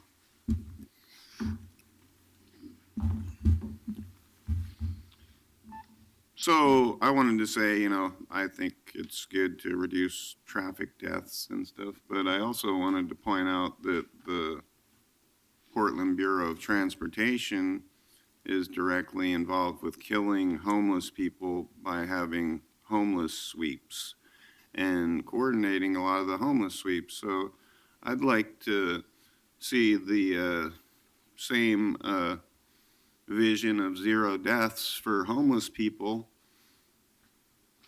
And I think one of the ways that you could do that is by stopping a lot of the sweeps, because sweeps are known for killing people. And so I think it's kind of a contradictory that, that motorists and bicyclists and pedestrians are put on this pedestal of safety, but homeless people basically are being killed by these same agencies that are supposedly there to stop traffic fatalities and other stuff, So I don't think that the police and Portland Bureau of Transportation and ODOT and all these people should be conducting homeless sweeps and killing people, especially under a homeless state of emergency. And, this is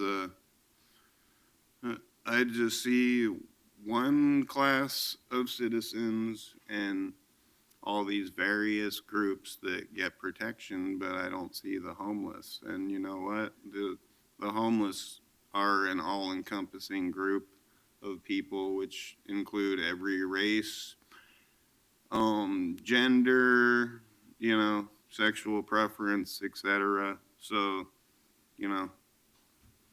these homeless sweeps are still going on. They're being coordinated by the same people that are supposedly all interested in safety issues, So basically, I'm wondering if you guys are gonna maybe tell PBOT to stop sweeping homeless people and killing them, because I'd like to see the same vision of 0 deaths amongst the homeless that. You guys are free to comment if you want. Thanks very much. Mr. Walsh, I think you're next. My name is Joe Walsh. I represent Individuals for Justice. Often in my travels, I have to cross an area down by the Mac station on Division. And what happens when you cross that main street is you hit a button that warns you to be very careful because the cars may not stop. The problem is when you're crossing the street, the first lane is not a problem because you can see them stop. It's the second lane. If that second lane is open, I've almost been hit at least 3 times by cars going right through. No stop. 30 miles an hour. I mean, I'm kind of small. 30 miles an hour is going to squish me. Another area that I have to cross is when I go to Aventus Pavilion at Main Street when I get off the Max. I go to the light and I push the button and it changes the light from green to red. All the cars stop, including the 15 bus. So it's a very busy area. So then the question becomes, why in that area do we stop all of the cars for the person walking across, but on a Max, we don't? Why is that? It's very dangerous. And I'm very cautious when I cross that area because I've almost been here 3 times. Every time I get in that street, I can feel the hairs on the back of my head really getting nervous. So if you want to do something, I get the impression over and over that we do things on the cheap and we pay a price for it. And the person making the decision to do it on the cheap, like just pushing a button and saying, be careful crossing. No kidding. If you do it on the cheap, somebody's going to get killed. Sooner or later, somebody's going to get killed. I don't know if there's any statistics on that area, but I'd be interested to find out. Thank you very much. I think there probably are. Thank you. Good morning.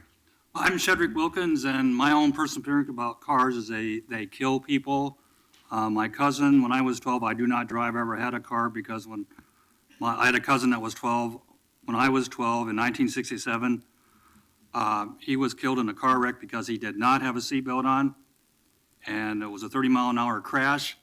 And his mother was driving him to school and checked in the back seat to see if he had spilled a Coke and crashed into a tree.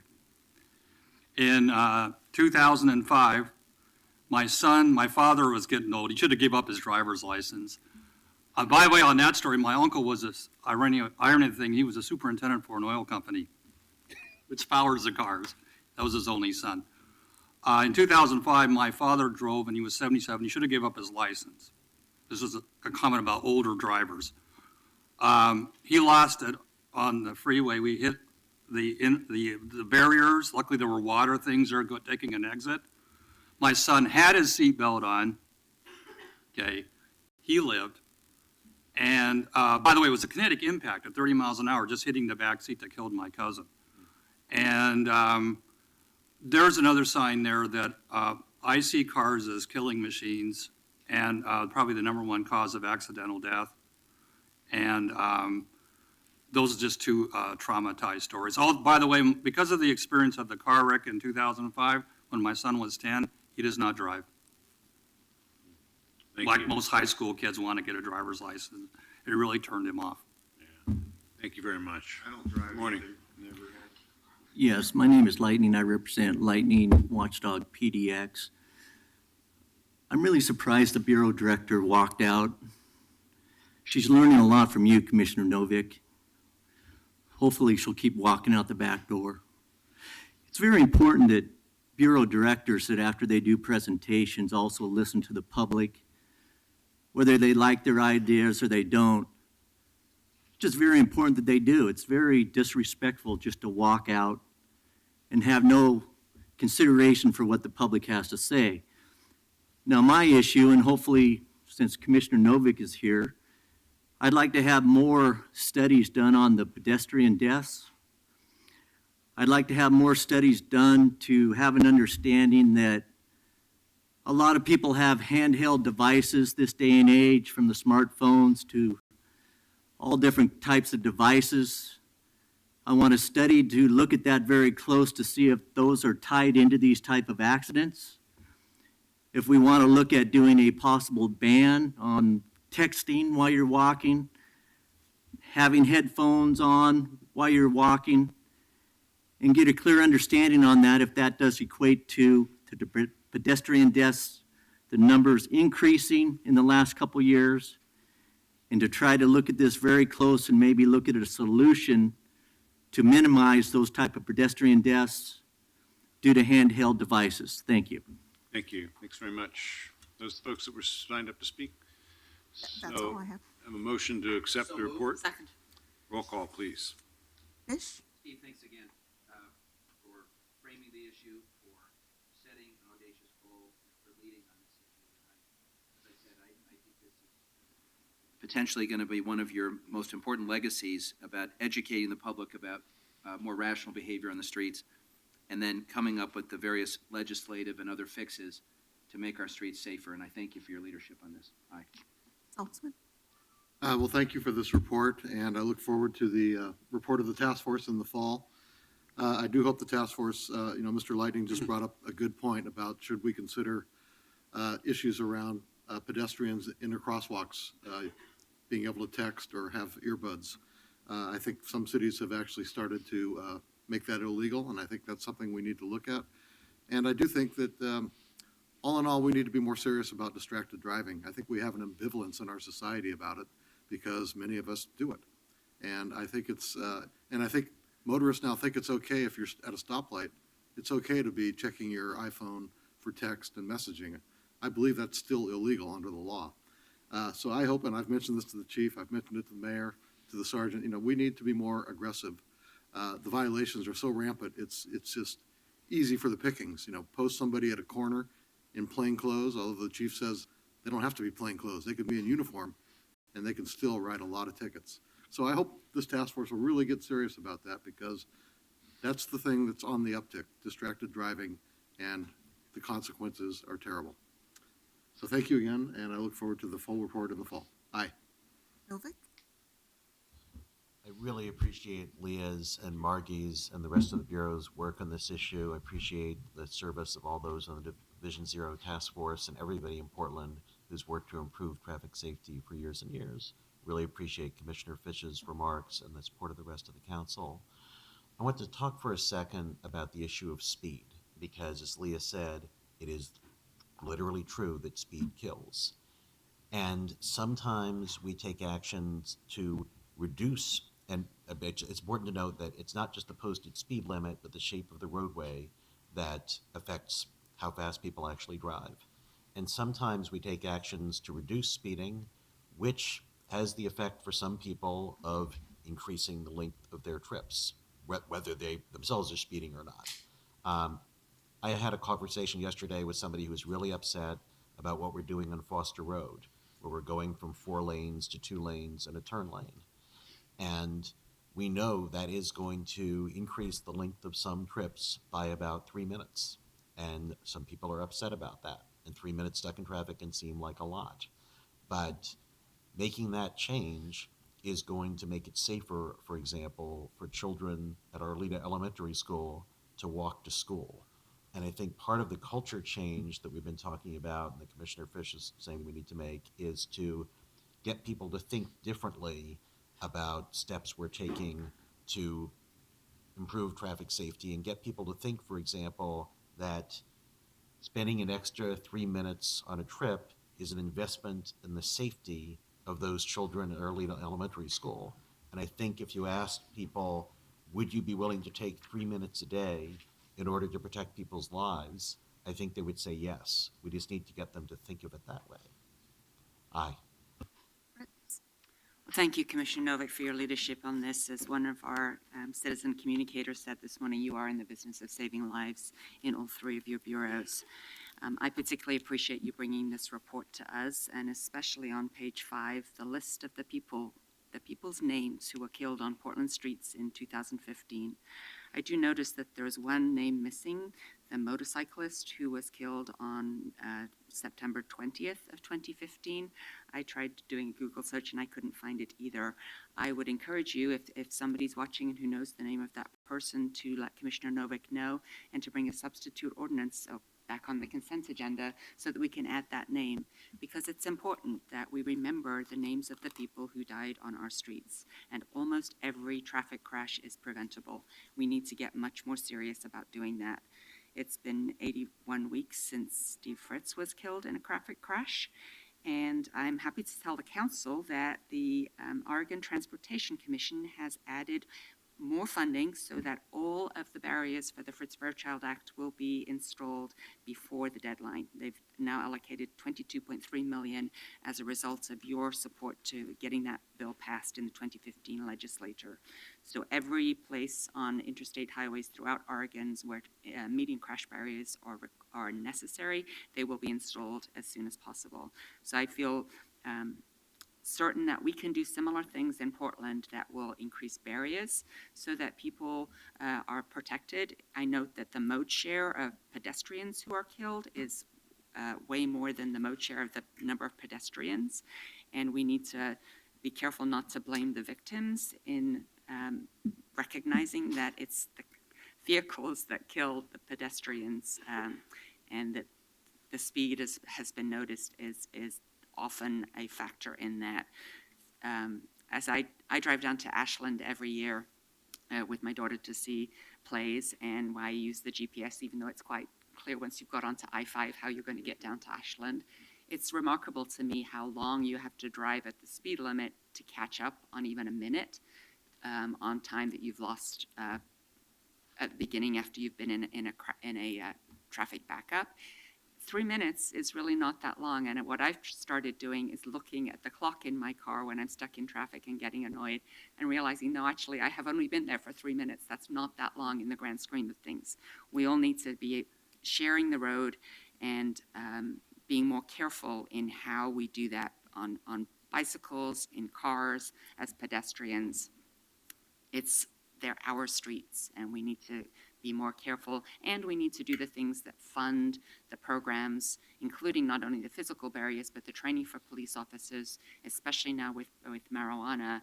We need to be able to fund the training that allows them to arrest people who are driving under the influence of marijuana.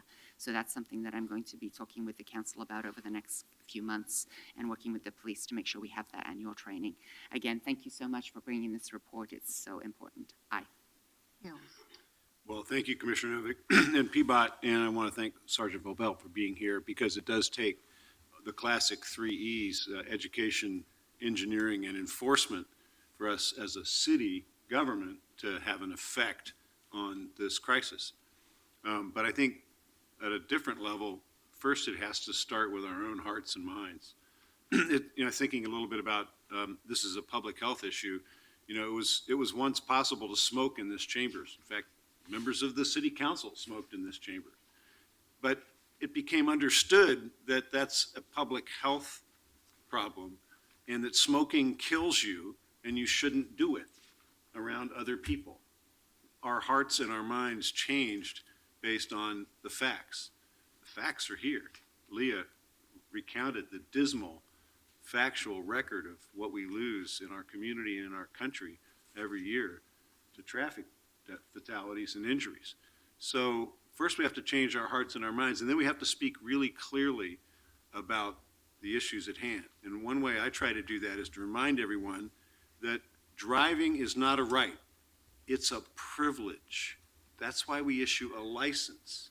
I don't need a license to exercise my right of free speech, but for the privilege that the community grants me to drive on the public streets and roads, I'm given a license.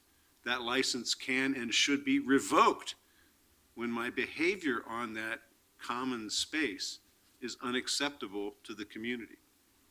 So those words matter. Automotive homicide is homicide. Automotive assault is assault. Negligence, i.e. driving while trying to send a text message, is negligence. Those are crimes. We need to be clear with both our hearts and our words about what's at stake here. That alone won't solve the problem, but I think it's the foundation to solving the problem, much as understanding that smoking is inherently dangerous started a trend there in the right direction.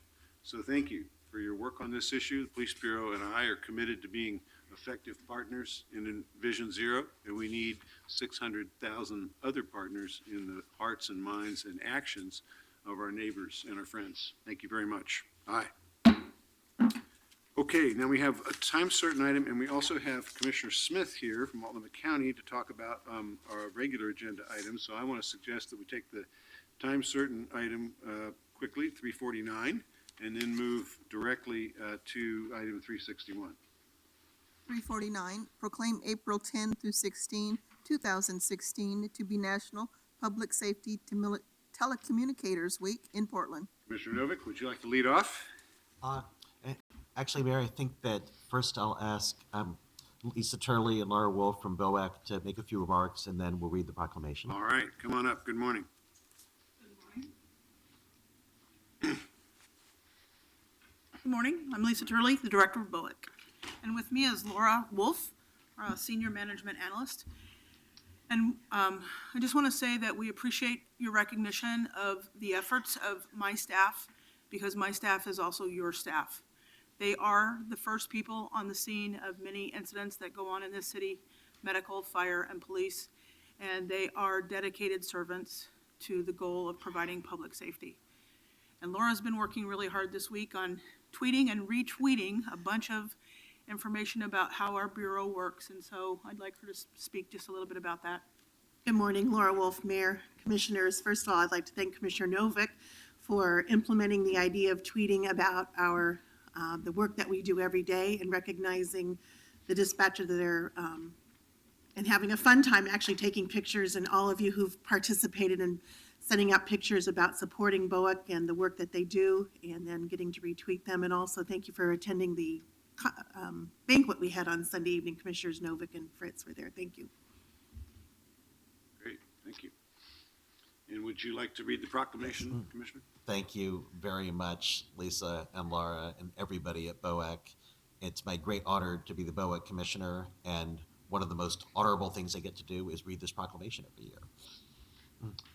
Whereas dedicated public safety telecommunicators at the Bureau of Emergency Communications serve Portlanders by responding to their request for police, fire, and emergency medical services and dispatching the appropriate assistance as quickly as possible, 24 hours a day, 365 days a year.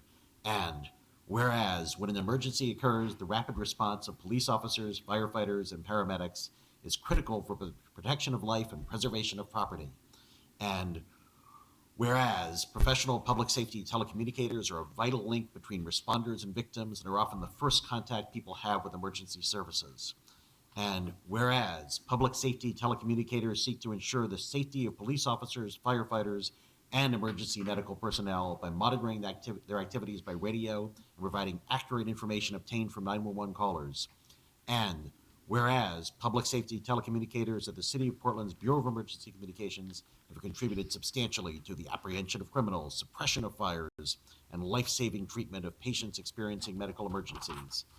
And whereas stable and adequate ongoing funding for the Bureau of Emergency Communications is critical to support the work of our public safety communicators, who often work long hours, and often is an understatement, to ensure the Bureau fulfills its mission of answering 911 calls and dispatching help. And whereas telecommunicators in the Bureau of Emergency Communications exhibit compassion, understanding, and professionalism while performing a critically important job as Multnomah County's first responders. Now, therefore, I, Charlie Hales, Mayor of the City of Portland, Oregon, the City of Roses, do hereby proclaim April 10th through 16th, 2016 to be National Public Safety Telecommunicators Week in Portland, and encourage all residents to observe this week. Thank you very much, Commissioner, and thank you and everyone in our wonderful Bureau for the great work they do. Thank you. Thank you very much. Keep it up. We'll do our best. Thank you. Thank you all. Thank you both. Okay, let's move on, please, then to item 361. Suspend system development charges for parks and recreation, environmental services, transportation, and water for the construction of accessory dwelling units or the conversion of structures to accessory dwelling units until July 31, 2019. Let me make a couple opening comments. I know Commissioner Salzman has some as well. This is really a good piece of work, in my opinion, that we're extending this SDC waiver program for accessory dwelling units. We're in a city that's growing very rapidly. We're looking for all kinds of ways to make that more livable and more equitable as we struggle with growth and housing costs and these other issues. So ADUs, as we call them, accessory dwelling units, are a great tool for both livability and affordability. And they give people a lot of flexibility about how they might help meet the housing needs of our city. So providing that incentive was a good idea. Continuing that incentive is a good idea, and I'm pleased to bring this resolution forward with my colleague, our Housing Commissioner, Mr. Salzman. Thank you, Mayor, and I believe that we should, hopefully, we will act to extend the system development charge waiver for accessory dwelling units. This would be the third time the council has created an exemption for a 3-year period. We've seen the exemption incentivize the construction of this popular housing option, and it's good public policy. I think we all want to see infill development occur. It's consistent with our growth and our comprehensive plan goals. And of course, I recognize that not charging the system development charge fee has an impact on our infrastructure bureaus, and council needs to be cognizant of this. But the trade-off is, as I said, creating infill housing stock and growing, providing property owners options on how they and their family members use their property, I think outweighs this impact. And I don't know if we have anybody. I think we have a formal presentation, but Okay. I know Matt Grum from your staff is standing by for questions, but I think we should first call on Commissioner Yeah, Laura that Smith sounds from great. Multnomah County, because she's, Mayor, I've been looking forward to asking Matt Grum some questions under oath. okay, that'll be a pleasure. Good morning and welcome. Good morning. All my friends are in one place, right? That's right. We're glad you're here. Thanks for coming. Thank you for inviting me. We missed you the other day, but we know you were doing God's work. Yes, sir, I was. Our Unfortunately. condolences to Roy and his family. Thank you, thank you. Good morning, Mayor Hales and Portland City Commissioners. My name is Loretta Smith, and I am a resident of District 2, as well as a District 2 County Commissioner. Today, I'd just like to share my support for Commissioner Saltzman's and Mayor Hale's efforts to highlight how accessory dwelling units, ADUs, play a role in the ways we can take up and address issues concerning housing affordability in Portland. And as you all know, housing affordability is a huge, huge issue in Portland. I think we have every level of government who is trying to figure out strategies, and together how we can make this a little less, cumbersome for people who can't afford to live in the city at all. And as you saw last week, I think both chambers, the county and the city, we were bombarded with a lot of folks who were really, really hurting behind the affordability issue. And while there is a common perception that ADUs are for those people with higher incomes and means, in the Portland area, this is an alternative housing option being offered as a solution for building neighborhood density.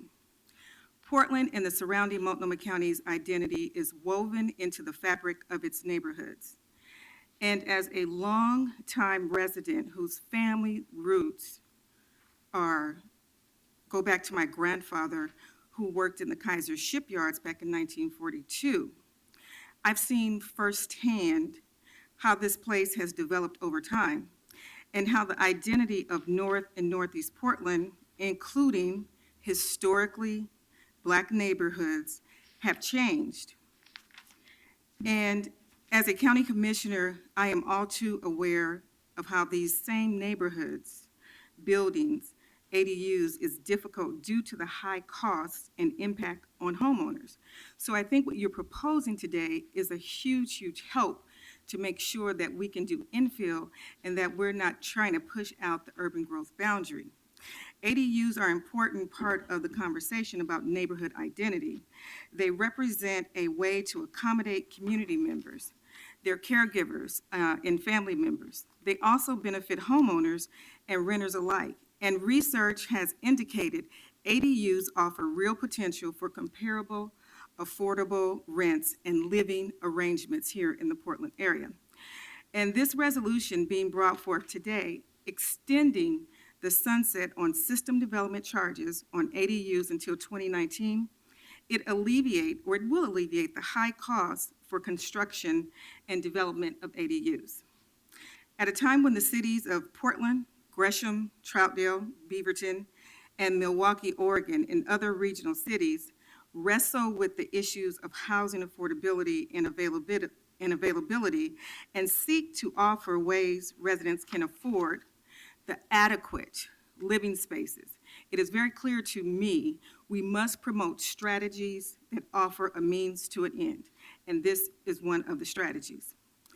The use of ADUs, although not the only answer, presents us with a simple yet effective means to create living units for people who are unable to afford the skyrocketing prices associated with homeownership and renting. ADUs can provide a win-win situation. Homeowners can offer living units with reasonable costs for development, while the region gets increased density without bumping up against urban growth boundaries. I realize that this is just one part of a larger narrative about housing access, availability, and affordability, and I know that many of us, both in this room and beyond, are confronting just how we look at residential security for people we represent here in the city and in the county. But I hope our efforts like these, which lessen the cost and ultimately benefit homeowners and renters, can keep fueling this dialogue. I hope that we can collaborate on this as we remember housing is more than just appropriate dwellings. It is also about enabling people to say where they want to live and call home. It is going to take creative solutions and ideas for us to make sure we're helping everyone, and I just think that this is one of those creative, strategic ideas that we need to continue. I want to thank you for your support of this, for the original resolution, and today I urge everyone to support and vote for the second extension. Thank you. Thank you very much. Commissioner, I thank you for being here today. I Yes. appreciate it. I was peripherally following, there was a discussion of the property taxes for accessory dwelling units. Do you know where the county ended up on that issue? Well, as you know, we got an interpretation from the Department of Revenue. I lost track long before that happened, so if you could refresh me Well, and others. One of the issues that I was concerned with is that Multnomah County was assessing the entire property instead of just the ADU. There's an interpretation that is underway right now that suggests we should only be doing just the newly built ADUs. Currently, Department of Revenue has a task force looking at this, and I think, Mayor, that they're going to be coming up with an additional assessment in how we should be looking at it. But just to back up just a bit, we did refund from the county some of those dollars for property taxes, because I got so many calls from people who said our taxes went up by $8,000. They had no idea that they would be reassessed for the entire property and not just the 800 square feet that they're putting in their garage. So hopefully we'll all get the same interpretation, and that we will be able to add additional density to the urban growth boundaries. And I could say, the number of ADUs that have been built are in my district. And so it is a huge issue. It also offers a affordability for seniors who may want to rent out their big home and move to the ADU. So hopefully we'll be able to get a standardized interpretation of, what we should do. But for right now, it's still pending, and so that's something is that if people still- are thinking of doing it, they should factor that in, that they could be assessed a higher property tax. Well, what I would suggest to them to do is to call Multnomah County Assessor's Office to see what they're doing today, because at the high end, if that's what we're doing, they need to know what their ultimate costs are going to be, and not just assume that it's going to be, retracted in some way. Great. Thank you very much. Thank you. Thank you for asking the Help on questions. that issue too. We appreciate your advocacy on that. And I just want to say to you while I am on the record, Mayor and City Council, I so appreciate all of you and your support of the Summer Jobs Program by the name of Summer Works. And I know we have partnered with Work Systems, the county and the city, and you all have been so great to continue this program that I don't know what some of our kids would have been able to do without this summer job. It is so important. And just to leave you with a statistic, so if you have any other requests for additional summer jobs, just know that we have about 32,000 students who are from the ages of 16 to 24 who have no job and they're not in school. So they're just randomly out here in the Portland region with nothing to do. Summer jobs offer an alternative, and it's additional strategy to try to train some of our youth. So I just want to say thank you so much for supporting this for the last 5 years. Loretta, you just said something that I think bears repeating, because I had a similar conversation with the head of Work Systems, Inc., on whose Andrew. board you serve. And when I learned that there are 30,000 young people who we describe as disconnected, I want to go back to what you just said. 30,000 young people between the ages of 16 and 24 Yes, that are not in school and that are not employed. that's right. So these are young people at the greatest risk of maybe getting involved in activity we want to discourage, or seeing their horizons limited, or a number of other things. And so it really didn't hit me until I heard the number. 30,000 young people that are at risk of seeing their horizons limited if we don't, in these critical years, give them a hand up. And Commissioner, one of the things that we have been advised to do through the Department of Labor, the U.S. Department of Labor, we're not calling those students at risk anymore. We're calling them opportunity youth. And those opportunity youth need an opportunity in this community. And for whatever reason, whether it be gang violence, homelessness, drug and alcohol, or just, not being able to get along with your family and couch surfing in different places. We have a very serious problem, a youth employment crisis, and not just the public. And we have stepped up in a big way.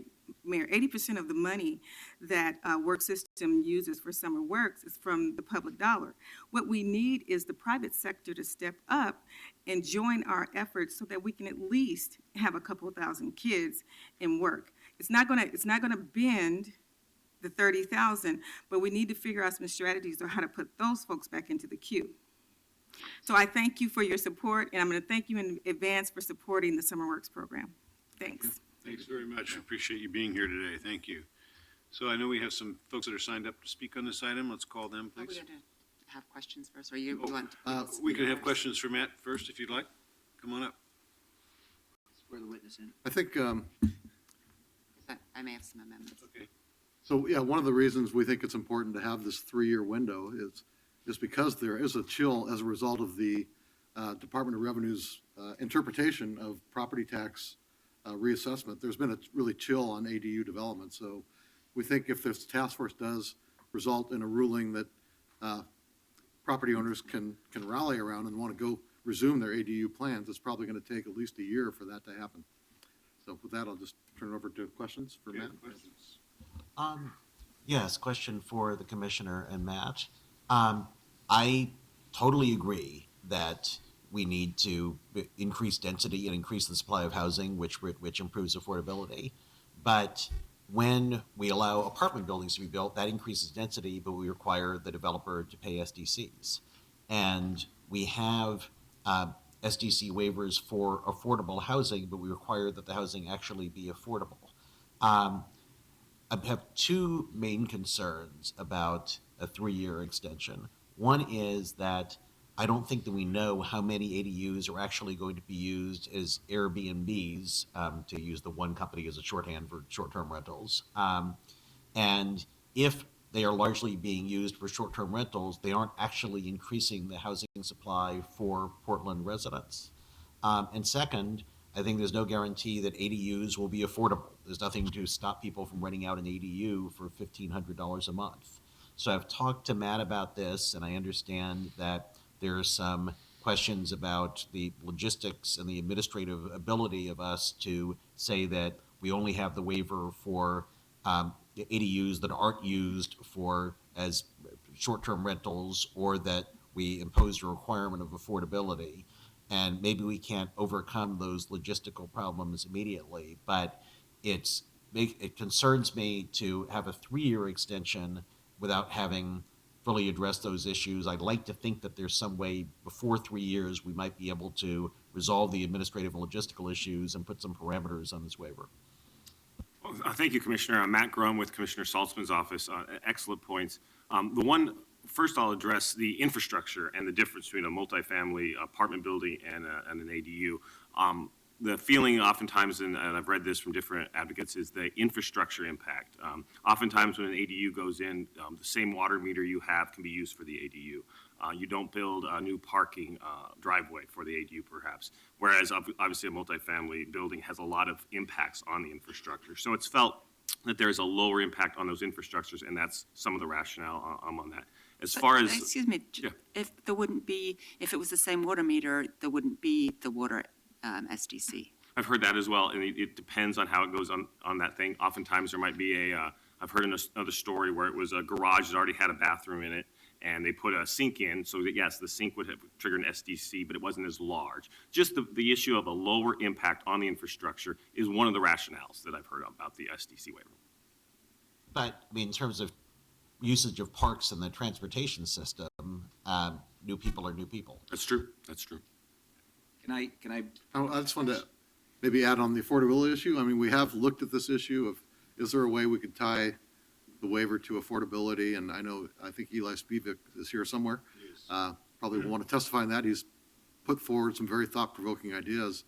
But I think what we're confounded by is that ADUs can go through a cycle of uses. They can be used as a short-term rental. They can then be used perhaps to house aging parents. They can then be used to be put into the the rental market. So trying to choose a point in time and say it must be affordable, I think is hard for us to figure out how to get our arms Yeah, around that. and excellent point. The best, research we have is 2013, the Department of Environmental Quality, the state, did a pretty good analysis of what's happening in Portland. They really support these for the efficiency uses. And they found that about 80% of the ADUs were being used as a long-term rental.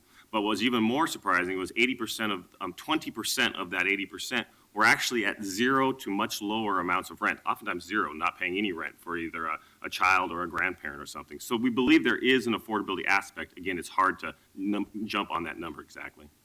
I'm concerned that the resolution directs the affected bureaus to come back with ordinances by May 11th, which is very quick in order for us to be able to figure out some of these issues.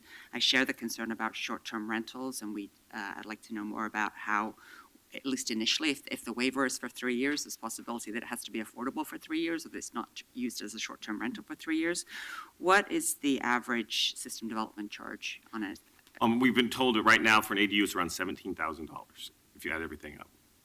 That's different from the number that I was given, which was a range between 8 and 13. 8 and 13, I believe that was about 3 years ago, which might actually still be listed in the resolution. I might have missed that on my analysis. And what's the average cost of building an accessory dwelling unit? I think the professionals here can talk to that best. I believe it's somewhere between 80 and 120,000. So as a fraction of what the cost is, it's 8 to 13 or even 17 is a relatively small amount of 120,000. The accessory dwelling unit charge would apply if there's an accessory dwelling unit purchase being constructed as part of a new construction. There's developers who are building both the main unit and the accessory dwelling unit, and if the waiver were not in place, they would be required to pay on both. Is that correct? Correct. So I'm wondering if there's a way to set the waiver so that it doesn't apply to new construction where people are going in with that in mind. And so have you looked at all into the short-term rental issue? Because that's what we're hearing more and more, is that homes are becoming, residential areas are becoming commercial districts with lots and lots of turnover in the short-term rentals. Right. We definitely examine that. We're looking at, could you compare it to what we do for a single-family home in the SDC waiver, in a sense of, okay, if you were to turn it into a short-term rental, then you would come in and pay the SDCs after the fact. The problem that we sell is we just might be creating scufflaws. People that would come in, say they're not going to use it as a short-term rental, maybe they really don't want to use it as a short-term rental for those years that the child is in the home or the grandparent is there. Then when they move on to a different stage, they want to use it as a short-term rental, they would come into the city and we would tell them, absolutely, now you have to pay your $17,000. We feel they would probably walk out the door and not get their permit and do it as a short-term rental anyway. Well, then we would know where they were, though. So I think that that's something that we should be looking at. And then finally, did you consider the fact that in the park system development charges that are going into effect in July, that we did already say that there was going to be a greatly reduced system development charges for That analysis was structures that are under 800 square feet? Right, yes, and my understanding is that's still being challenged, so we're not sure that that SDC program will be in effect. We're planning to implement on July 1st. So, Commissioner, did you have some other questions? Well, thank you. You actually very nicely framed some of the concerns I had. I want to just build on what Commissioner Fritz said and just ask 3 questions. So, in the teeth of the recession, when we first agreed to this SDC waiver, my recollection is we did it in part to incentivize ADUs, and in part because we were seeing rampant noncompliance with the building code. So we thought if we lowered a cost barrier, more people would come in, get a permit, and therefore they'd be safer units. Is that fair? Those were 2 rationales, absolutely. Okay. When we waive SDCs, we in effect shift some of those costs to another class of people. Is that correct? It's a way of looking at it, yes. And we have 2 kinds of SDCs. We have some that are forward-looking and then some pay back retroactively, correct? Yes. So for me, because we're talking about the backward-looking effect of waiving SDCs for utilities, I think it's very important to identify what's the public benefit, because we are doing a little bit of cost shifting.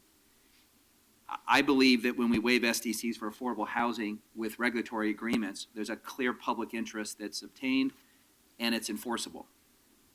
I was persuaded during the recession that bringing an illegal industry out into the sunshine and making it conform to our building code and incentivizing them was laudable. I'm even currently persuaded that limited use of ADUs for short-term rentals has a community benefit because it may very well keep some of the folks in their homes that Commissioner Loretta Smith is concerned about. The extra income allows a homeowner that wants to age in place cover those costs. We've heard that in testimony. And I've heard that, so I appreciate that. I guess for me, because it's a closer call, I just want an understanding that if the sponsors intend to continue with the 3-year period here, that we're clear that if a member of council wants to bring this back in a year for further consideration, that's agreed, and I see Commissioner Saltzman nodding. And the reason that the utilities may want to do that is that our oversight bodies, both the Citizens Utility Board and the Portland Utility Board, are pushing us to do better on cost recovery, including on systems development charges. And since we have a delicate balance of all the funding sources to stabilize rates, I want to make sure that our regulators are on board with what we're doing. So reserving the right to come back in a year with a proposed modification. Understood. Would an alternative be to amend the ordinance to just do it for a year and then come back and see again? Well, I would, that's an option, Commissioner Fritz, and I know that from the utilities point of view, we are likely within a year to come back and have this conversation. And one of the things we want to do is run some numbers and do a little more analysis with our partners. So my preference, I mean, I'm happy to revisit it. It's always the will of the council to revisit this in a year, but I think we should establish the 3-year window because, as I said earlier, this assessor's ruling has put a chill on ADU development. And so we have a lot of pent-up demand that if it gets cleared, the green light from the assessor's office, we're going to be telling people, well, we may be revisiting it ourselves in a year because it expires in a year. So it creates more uncertainty for people to go ahead and build ADUs. Wouldn't having it just for a year be hurry up and get it built? Well, sure, but. But they're not going to do it now, given the assessor's ruling. No, if the assessor's ruling comes in, and then they know that they've only got another year to do it while they're certain of this waiver. Well, as we heard earlier today, We have a crisis. projects take a while to develop, even small ones. And sometimes the rest of our permit process, as we heard earlier today, does not always go swiftly. So I don't think giving people a 1-year window to build things is necessarily going to be a long enough duration that it actually works in the real world of construction. But I would suggest we hear from the people that are here to talk about that because we have a bunch of practitioners here. So maybe you save the rest of our questions for Matt until after testimony. So let's call the folks that are here to speak. Thank you. I show 7 people signed up. The first 3 are Joden Palmieri, Sharon Nelson, and Hans Dorr. Come on up, please.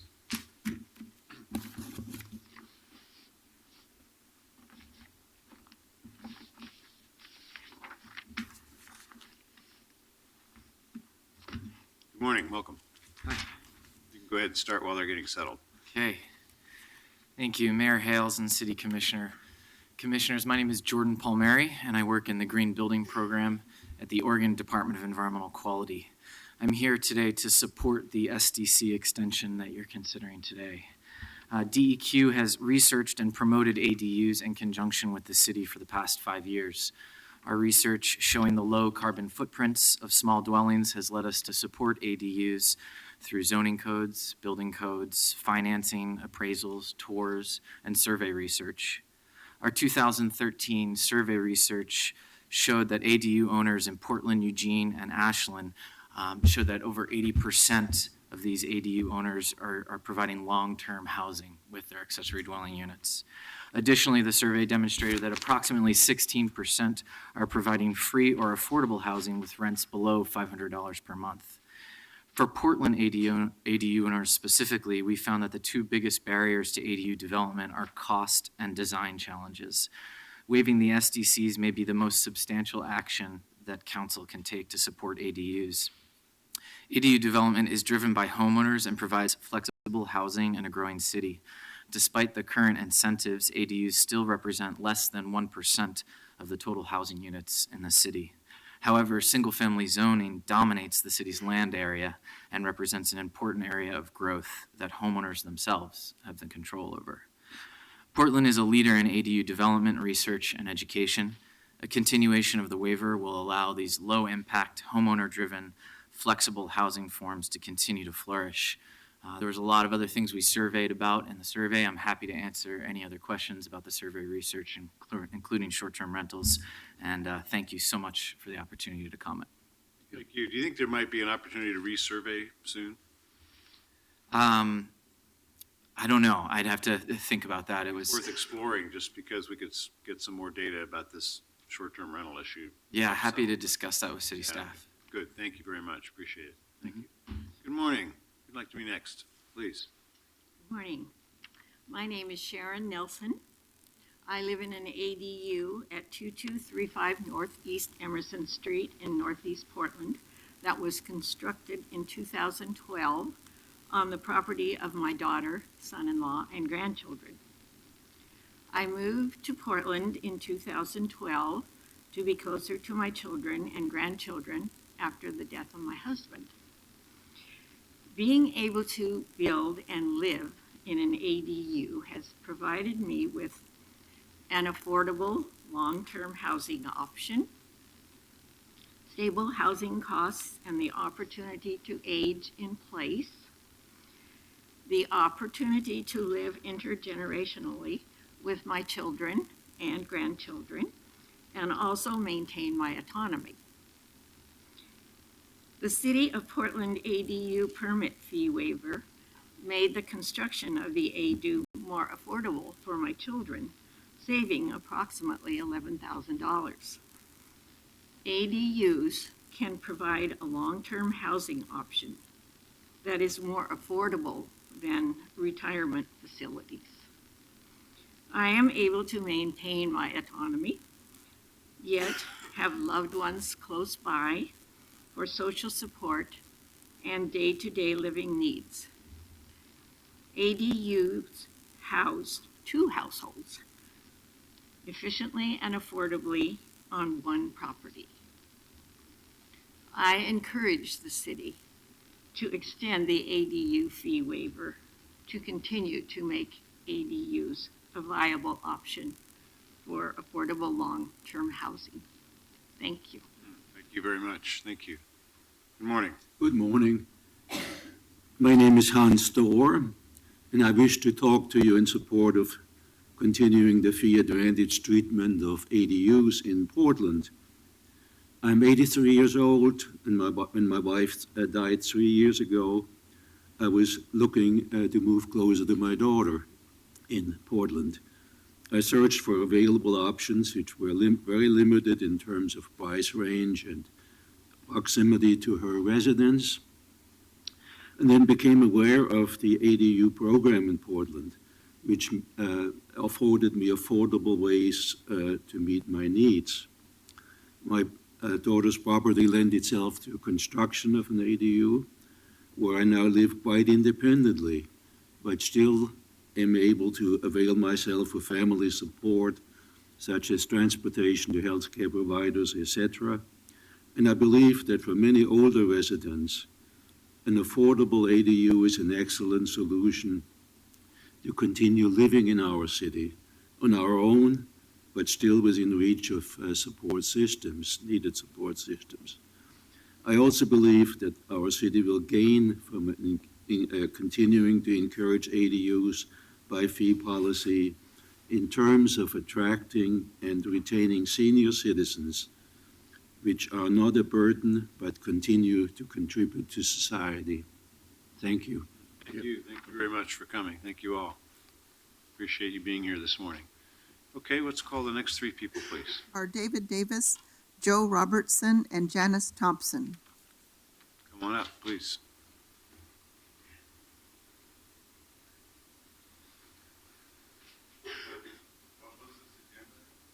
ADUs.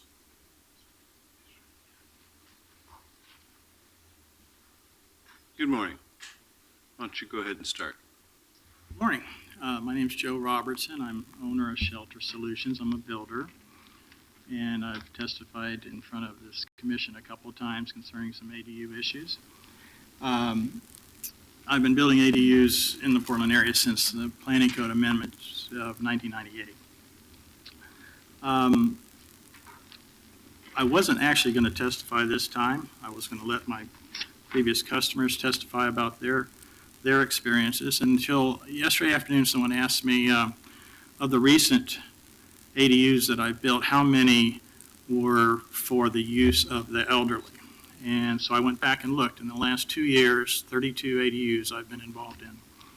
9 of them involved directly the elderly. I'm very passionate about aging in place and universal design, and ADUs are ideal for that use. So I looked a little further, and to address Commissioner Novick's concern about short-term rentals, 3 of them are being used as short-term rentals right now. 3 out of 32. 3 out of 32. So 28% of those 32 were for elderly use, and 9%, 3 out of 32, for Airbnb at the time. I believe Airbnb itself is kind of a non-issue, or it should be dealt as an issue of Airbnb, not as an issue of ADUs, and regulating use for Airbnb as far as bedrooms, ADUs, or however they're used. But I also believe it's a temporary thing that I believe Commissioner Saltzman mentioned, that it's going to transition in and out of short-term rentals to long-term rentals to family members, and that's the beauty of an ADU. So,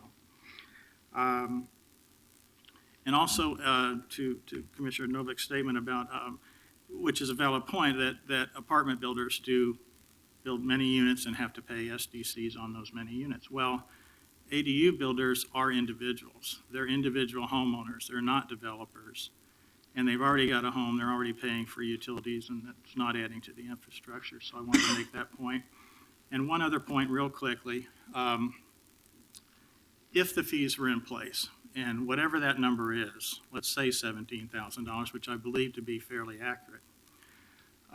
We just, in January, had the Planning Code amendments changed to allow for smaller ADUs, to encourage smaller ADUs. And that size of fee would just completely take that possibility out of play. And I think we do need smaller and more variety of ADUs, and I think that the fees would just completely do away with the chance of building small ones. So, Thank you. for Thanks your very time. much. I know your experience is very helpful. Thank you. Good morning. Hi, Janice Thompson, Citizens Utility Board of Oregon, CUB. So you may wonder why we're here on this.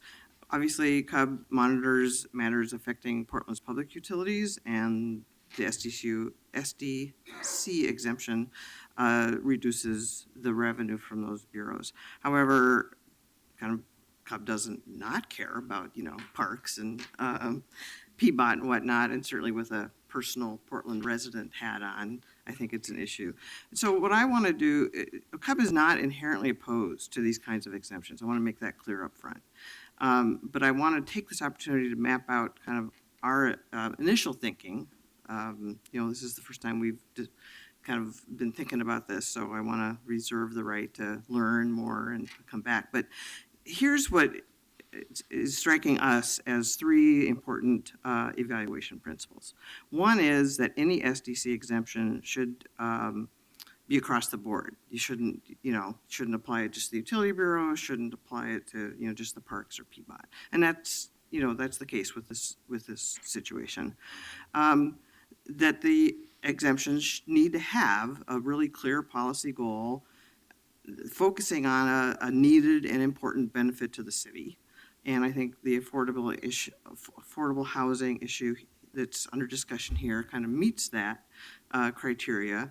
What was striking in just looking at the ordinance language was kind of lack of data and lack of information on enforcement and how to ensure accountability. So I think it's not only meeting a clear and important, goal and benefit for the city, but, just having it having there be some meat to it, some teeth to it. And then third, to keep in mind the bigger picture. A dynamic of concern here is that, well, okay, we could have an SDC exemption here, and then another issue comes up, and, maybe we should, have an SDC waiver there. And so I think keeping in mind of the bigger picture, for example, for the two utility bureaus for the last fiscal year, the total SDC exemption lost revenue came to $3.5 million. A healthy chunk of that is related to the ADU, but not all. But, that's starting to add up. And I think looking at the lost revenue data from PBOT and Parks also seems like a good idea. So there's just this bigger picture. So those are the three suggestions we have. We're not housing experts at all, so I had a few questions tossed out, not thinking that, we were the group to answer them, but pretty much all the questions that we had have been raised by So you're out of folks on the time, but banks. you're an important resource. So what are your three questions? Or your few questions? Oh, well, no, I don't want to, they're repeats. It's Mr. Novik's questions I see. about, how many, what the units. So no need to repeat questions that have already been raised. Mayor, can I just make an observation? First, we've had now two public budget hearings, and each time during the utility rate portion, we've had someone from the Citizens Utility Board come and testify, so we really appreciate that, and lay out the issues and concerns you have.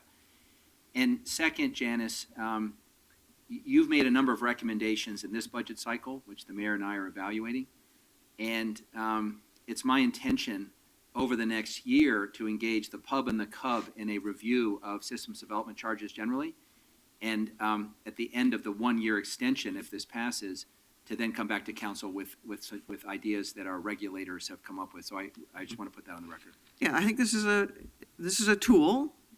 Like I say, CUB's not inherently opposed to it, but those are our three initial thoughts on things to factor in when evaluating. Thank you very much. Appreciate it, Janice. Thank you. Mr. Davis, you're next. So I'm all for affordable housing and affordable dwelling units and all that, but, I hear a lot about affordable housing, this, that, and the other thing all the time. But the reality of the situation is people cannot afford housing, whether it's so-called affordable or not. And there's homeless people that are falling through the cracks. You have an ongoing war against the homeless in this town.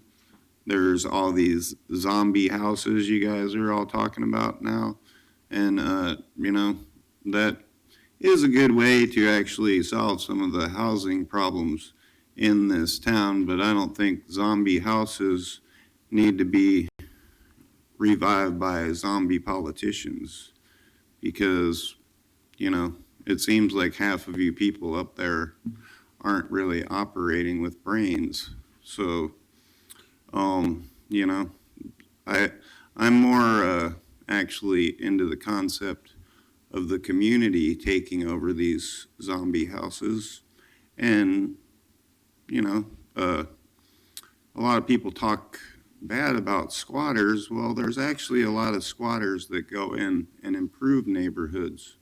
There's actually a lot of these places that were seen as zombie houses, but actually they've been taken over by squatters, and they've drastically improved a lot of these zombie houses without the help of the city, without the help of anyone.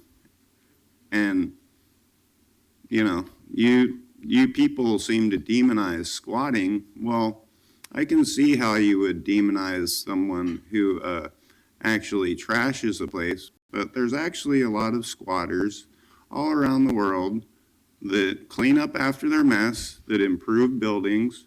There's a project called ABC No Rio that my friends started in New York City.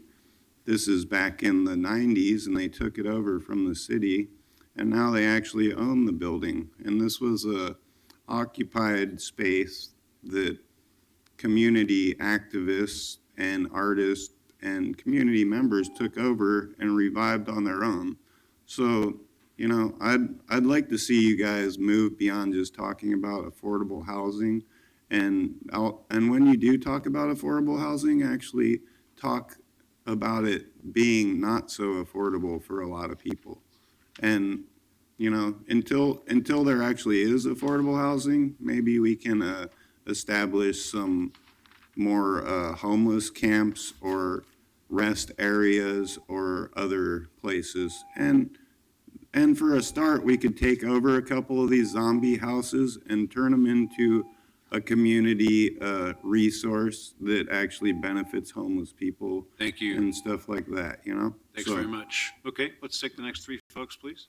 The last two who signed up are Eli Spivak and Charles Johnson. Come on up. While we're waiting for the next two guests, can I just get a procedural update? Is it your intention, because of the busy afternoon, to push through to 1 o'clock to try to complete the morning agenda? Yes, indeed. Thank you. Welcome. Thank you, Planning Commissioner Spivak. Welcome. Thank you very much. My name is Eli Spivak. I live in the Coley neighborhood in Portland. And I'm supportive of an extension of the ADU waiver on system development charges. And a couple things to toss out there based on questions that I've heard so far. For affordability, Santa Cruz linked affordability requirements to their accessory dwelling units, and they got none built because mom and pop landlords didn't want to deal with a recorded agreement on their property. I think that I built my first ADU 10 years ago. It was a third the cost of anything else in the neighborhood, Saban neighborhood. Since then, prices have basically doubled. They're still a third the cost of any house in that neighborhood. So it's a way of providing some market-based affordability in neighborhoods where it's hard to build anything. I think it's fair for accessory dwelling units to pay system development charges. I mean, they do have people living in them, part of the system. And this is a case where Portland's done a wonderful job of supporting the growth in the industry that have been on the books illegal. They've been legal for 20 years. We're building 20 or 30 a year. Now, there's as many built last year as about a pretty good-sized apartment building, like 300 or so. Portland is a leader nationally in this, thanks to our city's initiative. And we're not a leader if you look at the continent. Vancouver, BC goes way beyond Portland in the accessory dwelling unit support. And it's the perfect kind of affordable housing to slip in discreetly into existing neighborhoods where it's hard to build any housing. On the short-term rental side, Portland obviously has a compliance and an enforcement issue on short-term rentals. But the biggest problem is single-family homes being decommissioned and being taken out of the housing market. Accessory dwelling units were basically putting new housing into the market, and it's the hardest kind of housing to provide in places where it's hard to build it, small homes in existing neighborhoods. I would, if there's pressure to not make this go 3 years, I say do it 2 years, but here's a few things to work on during that time period. One of them is, sure, try and quantify the short-term rental issue. I think that based on the subjective information we're hearing, it's not as bad as people worry about for accessory dwelling units. People who have those use short-term rentals like to brag about them a lot because they want customers, right? People who live in them or build them for their parents or for their kids are just quietly living in the place. Another thing they can work on is the county tax issue. I'm excited that the county tax issue. I mean, that literally, I've heard contractors who could take on no more ADU projects for the past 6 months, suddenly they got time on their hands because people have canned projects left and right. And I know the county's working hard to try and resolve this, but it's gonna, it may end up being a tax court thing. I mean, I don't know how it ended up getting resolved through their interpretation of the county statute. And lastly is tell people what to expect. I've heard numbers, 17,000 a unit. It was 12 or 13,000 before the waiver was instituted the first time. I don't think anyone really knows what the charge is because before the waiver went into place, each bureau had a different way of doing it. Transportation charged 50% of the SDC. Each bureau did it differently. Right now you have a situation where people see this hammer coming up where the waiver might go away, and they're scared to death of what it might be for their $10,000 garage conversion or the $150,000 new one. If we just provide some predictability, then people would, it might not be that scary after all. So that's something else we can do is actually let people know ahead of time what are the fees going to be when they come back in. So maybe a couple of years. Thank you. Thanks very much. Mr. Johnson. Good morning again, Commissioners. Thank you. I really appreciate County Commissioner Loretta Smith. She's had to leave, but she's taken very seriously the concerns that were very evident 6 days ago when hundreds of people came to the County Commission to talk about the huge problem our community is having with low income and affordable housing. ADUs are an answer. I think that given the amount of money we're talking about and the extreme need, it would be appropriate for you to make this last for 3 years. Unfortunately, this housing state of emergency hopefully will be better in 3 years, but given the 20,000+ of low income and median income people that are housing distressed right now, we're not going to be looking at a beautiful world 3 years ago where this, or 3 years from now, where this isn't going to need work. So I think you can feel safe about leaving the original language for a 3-year waiver. I do think that however difficult it is to work with Salem, we had to work very hard to get inclusionary zoning. We really need for the state to recognize the state of emergency about rents here, but we need to see more publicly coordinated effort, especially now that Governor Brown has come to Portland and seen the tragedy of so many people living in tents. We need to get public forums that aren't just political campaigns, where people talk about the numbers of ADU productions, ways to incentivize people to house low-income people, and not just trust the market, because the market is hurting tens of thousands of people in Portland right now. So we need to open up the public forum with legislatures, city and county commissioners, working to incentivize ADUs that provide low-income housing. And for people who choose to use an ADU or a private home as an Airbnb, we need to really accelerate our efforts to get fair, effective taxation to make those high-profit properties provide public services for the most distressed units. I know that that's a difficult conversation, but in the housing emergency, I think that many of the tens of thousands of low-income people have not heard enough real numbers and statistics, except for the 600 coming homeless shelter beds, about what we can do for people who are extremely rent distressed, and the numbers of people how many people, we still don't have the information from Administrative Judge, Chief Judge Nan Waller and the Oregon court system about how many people are really getting evictions and finding themselves stuck on the streets. Thank you. Thank you. Thank you both. Thank you very much. Okay. So I guess in light of some of the concerns about the duration of this, I'd like to suggest that we come back to council a year from now with an update on this, and it's council's prerogative where it wants to go in a year from now, but I would still urge we keep the 3-year window, but include a report back to council. Okay. So I appreciate that suggestion, Commissioner. Let me just give some data. Between the beginning of this fiscal year and March 11th, we have had 195 accessory dwelling units built. In comparison, the previous entire fiscal year, we had 190. So there may be some value in having, say, a 2-year deadline. I appreciate the mayor's observation that it can take more than a year to get these things planned. If we support accessory dwelling units, which I do. I smiled when Commissioner Spivak mentioned that we've had them for 20 years. I was on the Planning Commission when we first crafted the regulations for them. So I certainly support having more accessory dwelling units built for the reasons that everybody stated. Wouldn't there be some incentive if we made it 2 years to just get on the stick and get them done? Well, what do we, I like the idea of returning to the issue at some point, particularly with more data about what's actually happening, because I think we have had some speculation about the level of activity with ADUs. So that's, information, Mike Lindbergh always says the facts are friendly, so I think the facts will be friendly to further deliberations on the question. Obviously, I won't be here in either case, but I think it's going to be useful for the council to return to the question and say, how's this working? Particularly since hopefully during that year, the tax issue is resolved, and it's resolved in a way that people want to build ADUs. Mayor, despite the lack of information in the resolution, my staff have been able to get the information for those 195 units that have been built this year with the waiver. That if they had been charging system development charges, there would have been $952,000 in the Parks System Development Charge Fund. Remember that we have changed the system development charge methodology in going forward so that there'll be a bigger break for smaller units. Transportation would have gotten $274,365, so over $250,000. And again, transportation already charges half of the charge for a single-family home for the accessory dwelling units. Environmental Services uses the 80% rate, and they would have gotten another little over $1 million. And for water, it depends on the meter size. So if they're not changing the meter size, there isn't a system development charge already.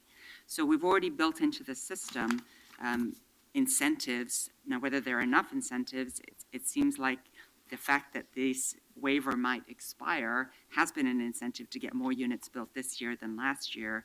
So I'm not seeing why we would want to extend it for such a long period when really we want to get this housing built sooner.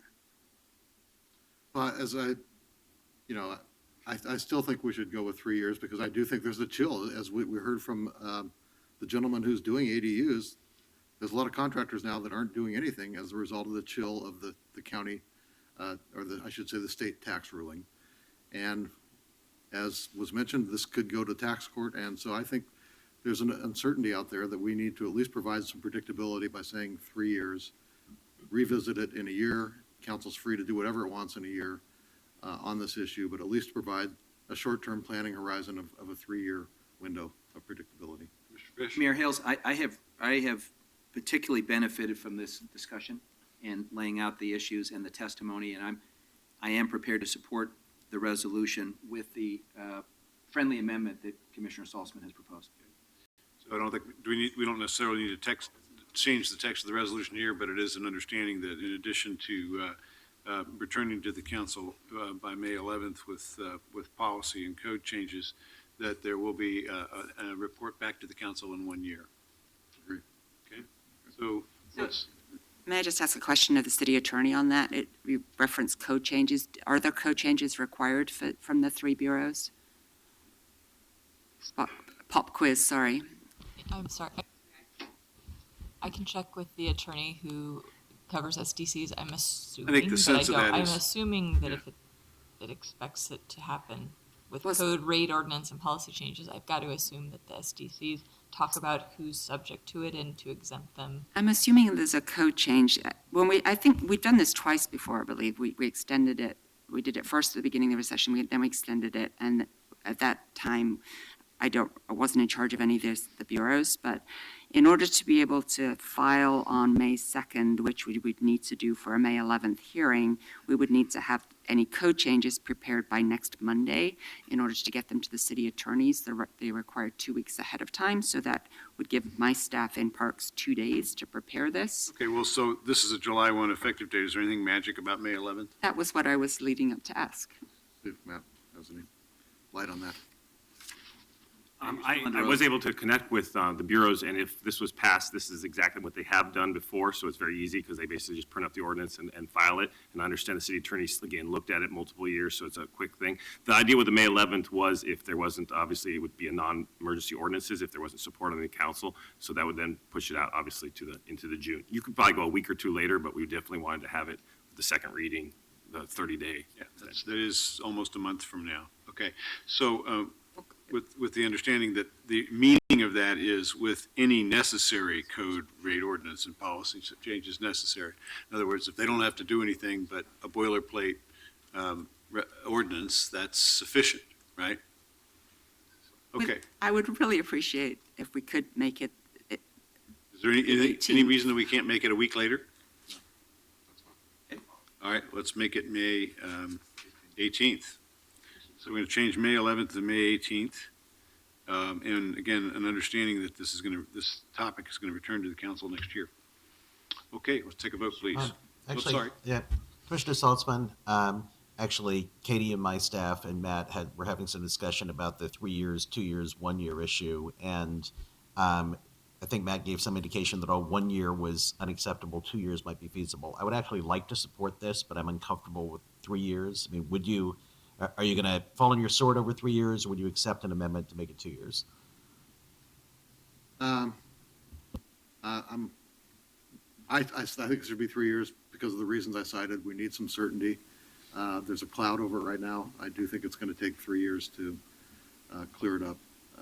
But, I'm not going to fall on my sword on it. Well, why don't we see if we have support for 3 years, and if not, then we can take it up again, right?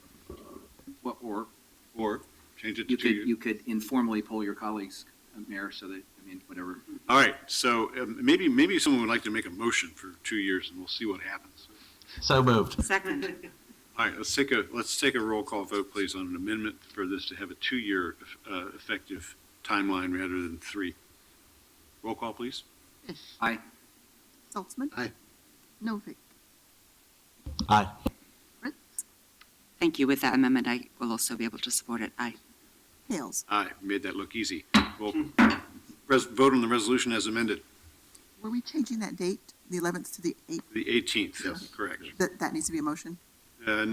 Well, So sure, moved. so moved. It's been moved. Is it seconded? Second. So roll call, please, on that amendment. Fish. Aye. Saltzman. Aye. Novick. Aye. Fritz. Aye. Hales. Aye, okay, now on the resolution as twice amended. Fish. Thank you, Mayor, and thank you, Commissioner Saltzman. Thanks for a great discussion, and thanks to all my colleagues for a collegial way of resolving this important discussion. Aye. Saltzman. Well, I want to thank Commissioner Smith for her testimony and the great testimony we had from some ADU residents and builders and others. And I want to thank Matt Grum and my staff for helping to shepherd this through. Aye. Novick. I appreciate the accommodation on the number of years. I appreciate the difficulty of trying to figure out, what the right data is and how the world is going to change. And I also appreciate Commissioner Saltzman's continuing efforts to ensure that we have a supply of affordable housing. Aye. Fritz. I think the remaining piece that needs to be figured out is the short-term rental piece and also new construction. So that's something that I can be looking into before we bring the ordinances back on the 18th. And I know that Thomas Lanham is working on both enforcement and compliance, as Commissioner Spivak noted, on short-term rentals. So that piece can be done separately, potentially, if a short-term rental application came in on a recently built accessory dwelling unit, we might be able to do some kind of a surcharge at that point or something. So that's certainly, there are other options to make sure that we encourage these accessory dwelling units to be used for affordable rentals and also for families. Aye. Hales. Thank you all very much. Aye. Thank you, Dan. Okay, let's move on to the rest of our regular agenda, then we'll at the end go back to our passed up items. 362. 362, strengthen regulations for tree preservation in development situations. Okay, Commissioner Fish. Mayor, I move to suspend the rules. While we have a new voting order, Mayor, I think in this instance, since we have two co-sponsors who've done the lion's share of the work, I would ask we suspend the rules and give the sponsors the opportunity to finish the first vote and comment. Of course, I'm happy to grant that request. Okay, rules are suspended for that purpose. So let's take a vote, please, in that order. Sponsors first. Fritz. Okay. I thought there were no further surprises on this ordinance, so that's really, thank you. And I'm very relieved to be finally in the point of voting. We had our first hearing on this stopgap measure on March 3rd. So this is a not-so-quick fix to a problem that needs a long-term solution. It's important to note that this proposal has a significant impact only on trees greater than 36 inches, which is a very small percentage of trees on private property in Portland. And I appreciate the testimony from the Urban Forestry Commission and the Audubon Society that indeed we're not going to have many more of those large trees unless we find better ways to protect them as well as provide mitigation. I would urge everybody to read Jim Labby, retiring from Audubon, his article in Street Roots a couple of weeks ago about the myths of the tree code and the tree project, which did indeed detail that there are many successes of the code. And again, I'm going to thank many of the staff who were involved in it. We did carve out the exemption for affordable housing and potentially at the expense of large trees, and that is a policy choice that the council has made. There are many issues involving the tree code that need to be addressed sooner rather than later.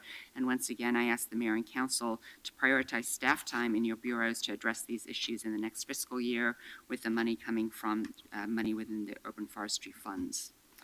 And so I also want to thank the many folks who were involved in this project from the beginning. well, not quite from the beginning because it began back in 2007, and I acknowledge all of the community members who pushed for it, but in particular, Mike Hayakawa of the Bureau of Development Services, who was the project manager for implementation, who did absolutely wonderful work before his retirement, and I greatly appreciate all of his service to the city. I think he may be the only city employee who is twice a winner of the Spirit of Portland Award. Also Mika Keenan, Patty Howard, and Tom Bizot on my staff, Pooja Bhatt and Tim Crail, who picked up where Patty and Tom, who've both now retired, also left off. The Tree Oversight Advisory Committee, the Urban Forestry Commission, the Planning and Sustainability Commission, Development Review Advisory Committee, Emily Sandy, Jill Grenda, and Rebecca Esau in the Bureau of Development Services, Jen Cairo, the City Forester, and her team in Portland Parks and Recreation, and everybody who's worked so hard on this so-called stopgap measure, but on the whole realm of how do we value the many different things that make Portland special. Thank you to all of my colleagues for working on this. Aye. Saltzman? Well, let me start by thanking all the staff that worked on this project, my colleagues and Commissioner Fritz, who I was happy to partner with on this stopgap measure to protect significant trees in development situations. I want to thank my colleagues again for supporting my amendment to lower the threshold from 50 inches in diameter to 36 inches in diameter for trees that will require an inch-by-inch mitigation fee. After seeing the cardboard diameters of those trees at the recent hearing we had, I was convinced that we need to act to preserve 36-inch tree or larger to the maximum extent possible, or to capture the funds necessary to make sure that replantings will occur to mitigate the loss of these trees. I also wanted to take this opportunity to flag something we heard in testimony, and that was to make sure that approved planting and tree mitigation and tree retention plans are actually implemented correctly. That's a huge issue. I mean, it's one thing to require the plan, it's another thing to make sure it's being implemented. And I share that concern, and I'm concerned that many of the building inspectors in the Bureau of Development Services are focused on structure and state building codes and may not be as vigilant when it comes to the tree planting requirements. And to this end, I have mandated Title 11 training for all BDS building inspectors and managers, and knowing that this is a priority. So thanks again to everybody, and pleased to vote aye. I'm pleased that the two sponsors spoke first because they've said everything needs to be said. So I'm just going to do my thank yous.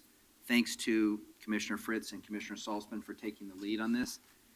Thanks to whoever sent me on my Facebook one of my favorite cartoons, and I think it's poignant on a day like today.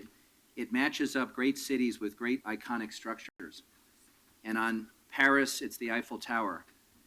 In New York City, it's the Statue of Liberty. Seattle, it's the Space Needle. And in Portland, it's a tree.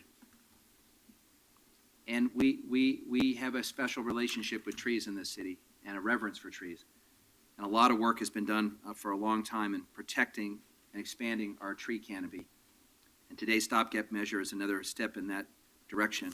I want to thank everyone who's already been identified, and including the folks on my team, starting with Hannah Kuhn and the wonderful folks at the Bureau of Environmental Services who worked so hard on this.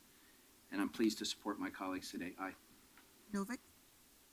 I am going to cast something of a process protest vote. When the Planning and Sustainability Commission voted on this issue, they noted that the PSC found it challenging to be presented with two different proposals from two bureaus. It was also challenging to be asked to make a recommendation absent a full policy discussion and vetting of the proposals with stakeholders and the public. When this first came to council, it was presented as a stopgap measure to protect trees of 50 inches or more, which everybody soon agreed these are really big trees worthy of protection, and it's not going to have an impact on housing availability. We all, of course, can change our minds on the basis of citizen testimony, but it worries me a bit when one of the sponsors of a proposal offers an amendment on the fly in response to testimony, because normally I would expect that we don't get surprising testimony. We've sort of gone through things in advance. So when the amendment was proposed to reduce the inch-per-inch mitigation requirement to 36 inches, based on the information that was in front of me at the time, I voted for the amendment, but reserved my right to change my mind based on what we heard afterwards. What we heard, we heard from Habitat for Humanity, that would affect some projects of theirs. That's been addressed by the affordability amendment. We also heard from the home builders that this was a really big deal and could affect the availability of housing. I don't know if that's true. I don't feel like I've had the time to work through what has now suddenly become a controversial proposal. And my instinct actually is that if we're going to move to a different level, I'd be interested in exploring the possibility of adding some nuance. Preserving trees is good for the environment. Adding density is also good for the environment. So I could see adopting a proposal where you require inch-for-inch mitigation for trees over 30 inches if somebody's cutting them down to build a McMansion, but you don't require that if you are building 3 units in the same size lot, even if those units don't quite meet the definition of affordability. I think that $350,000 houses or row houses are more valuable to the community than a $1 billion house. I was also very interested in the discussion of the fact that we have different levels of tree canopy in different parts of the city. That in East Portland, there's hardly any really big trees. So that made me think that maybe if we were going to dig into this, we would say that we have stronger protections for trees that aren't quite 50 inches in East Portland and apply a different standard when we're talking about areas that have strong tree canopy. So in light of all that, knowing obviously this is going to pass anyway, I'm going to cast a no vote, not because I necessarily disagree with the policy, but I don't think that it's been fully explored and we've had the chance to look for nuance. Nay. May I suspend the rules again? I appreciate Commissioner Fish was intending to be gracious in allowing me to speak first. I actually relish speaking last, and it's my favorite quarter of the year when I get to speak last.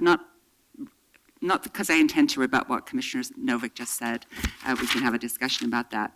But mostly because when my colleagues have made their statements, I remember something that I should have said. And so the big omission that I made in my list of people to thank was directors Mike Abate and Paul Scarlett, who worked together extremely well in directing their staff on all the nuances of how to implement the tree code. And just to mention that we're those two directors and are looking forward to working with Susan Anderson, the Director of Planning and Sustainability, in the next project, which has a minor answer to Commissioner Novick, yes, and we'll do that in the next session. Thank you. Hales.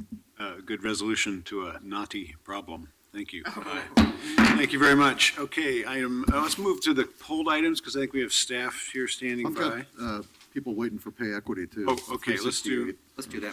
All right, let's do pay equity and then move to the polled items. 368. 368. 368.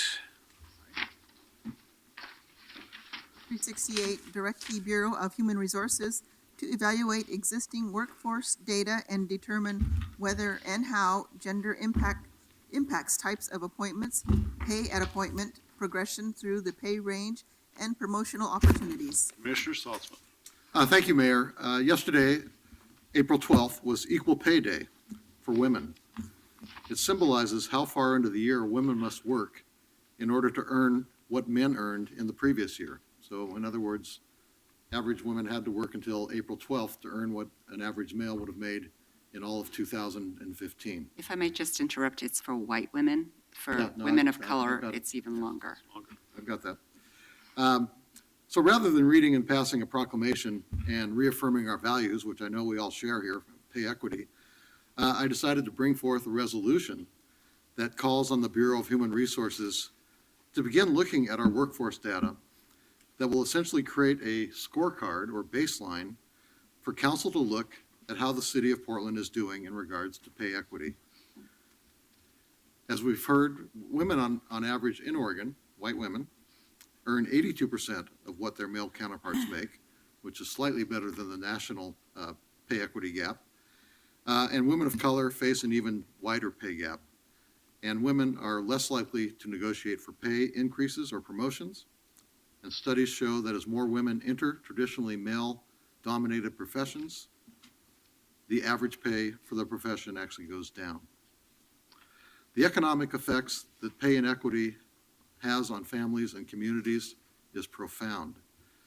A study that just came out this week by McKinsey and Company found that if we could eliminate the pay equity gap, not even eliminate it, if we could just reduce it by half of what it is, so take that 20% gap and reduce it to even 10%, that would generate and grow our economy by an extra $2 trillion over the next 10 years if the public and the private sector, as I said, did more to shrink that gender pay gap.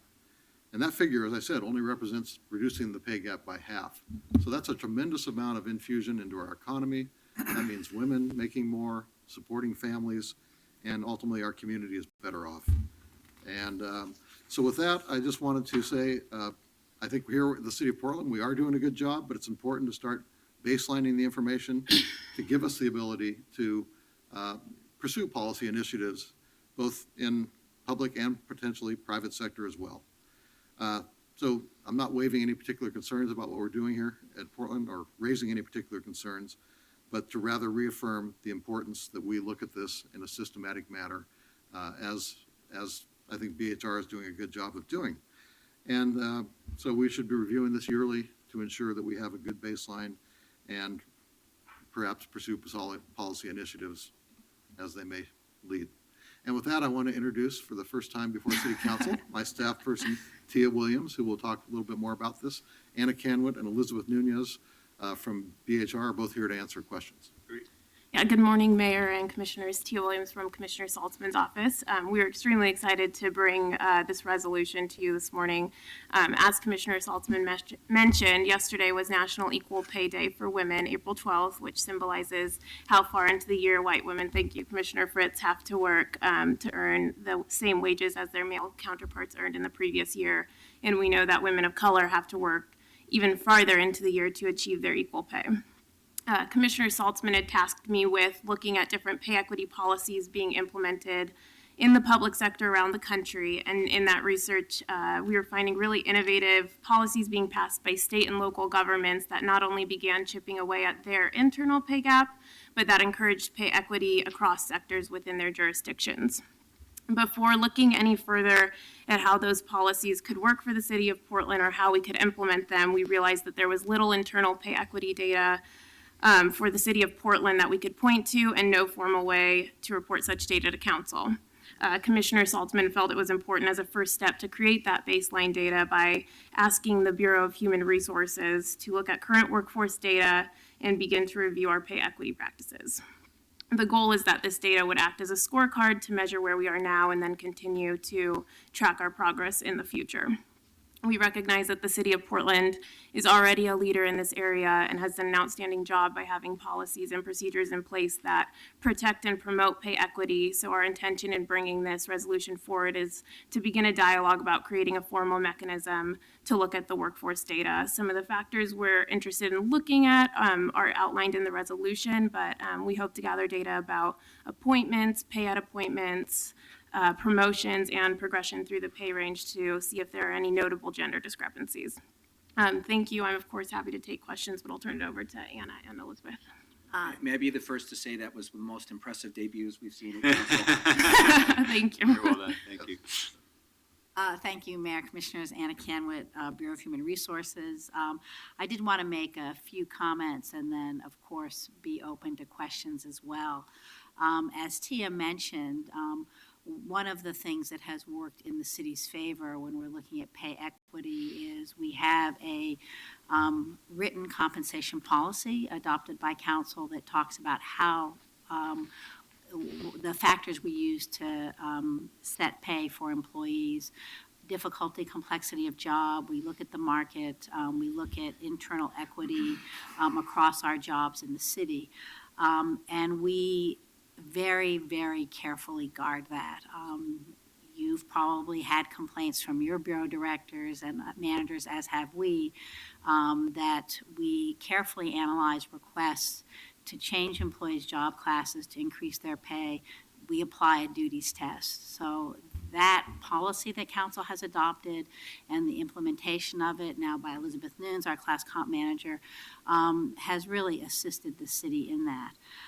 When we looked at some data in preparation for this resolution, and What the data tells us, if you look at percentage of female to male applicants and match that to percentage of female and male hires, the percentages are almost identical. When you look at promotions, we see the same thing.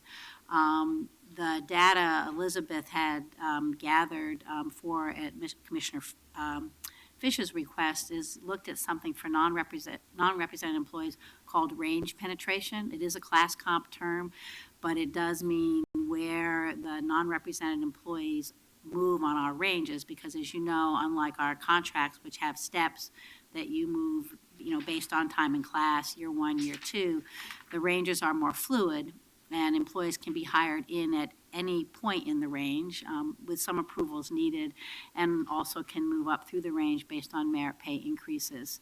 That data shows us that, and controlled for time in class and the type of class, also shows us that we don't see a major discrepancy, but there is data we need to look at, and I'll get to that in a minute.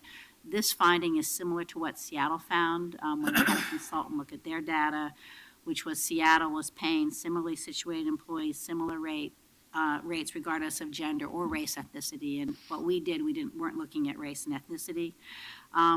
They also found two things that I haven't talked about yet that we found as well. One of those is that lower average salaries are likely due to higher percentages of women being in our lower ranges. So for example, when we look at ranges 1 through 5 for our non-reps, which are our lowest ranges, it's about 255 women to about 76 men. Those numbers slowly reverse themselves as you progress through our pay ranges. So at our executive level, we have far more men in those positions than we do with women, far less people of color as well. In fact, a greater discrepancy there than when I'm looking at bureau directors as an example of our executive level. So that is similar to what Seattle saw. Second, what Seattle found is women are more likely than men to be in part-time jobs. Our dashboard data shows the same thing. Much greater percentage of men than women in our regular permanent jobs. Those percentages practically reverse themselves when you're looking at casual and part-time work. Now, we don't know the reasons for this. And I'm going to touch on one more thing. As you know, we did promise in Elizabeth's work on the non-rep class comp study that we are applying, I think for lack of a better term, a pay equity lens. Because again, as I mentioned, our compensation policy, part of what drives how we set wages in the city is the market. And as Commissioner Saltzman mentioned at the beginning of this resolution presentation, is historically, we have white women and women of color are paid less. We have professions that have historically paid less because they're female dominated. And in fact, unfortunately, there was recently an article in the New York Times that says, as women move into male dominated fields, the pay is going down. But at any rate, what we are looking at, what Elizabeth and the consultants will be looking at as part of the non-rep study, is to be sure that the market data doesn't continue what we would consider to be the artificially lower pay for those classifications, our entry-level classifications and others that have been considered female-dominated work. So as Commissioner Saltzman stated, there's reports that we have that we can generate that I do think we should be providing to council on a biannual basis that is a little more pointed than our affirmative action data. You get that anyway, but to drill down and show you what this data means, I think would be incredibly helpful. As far as next steps for us, as you know, we are resource constricted in my bureau, but there are some things that we would like to do to try to drill down to some of this data. We don't have the resources to bring a consultant to do a regression analysis and some of the very complicated things Seattle did. But we can start asking our business partners to talk to hiring managers when they have, for example, 3 final candidates, 2 women, 1 male.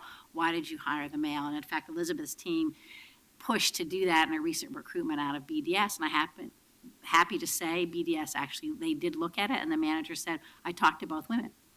One was soon to retire and wasn't interested. The other was part-time and wanted to be part-time. But that kind of information, I think, is something that we can start having bureaus look at, hiring managers look at, and track to see really what's going on. The other piece, and I'm sorry, I'm being a little more long-winded than I thought I would be, is we now, as you know, mandate bias awareness training for all of our hiring panels. What my training and workforce development manager and I have talked about is including that kind of training with our supervisory training, because bias does make a difference. I hear anecdotes that come out about, I don't know if I wasn't considered for that work because they didn't think, I dress so femininely. I'm not talking about me. This is a female.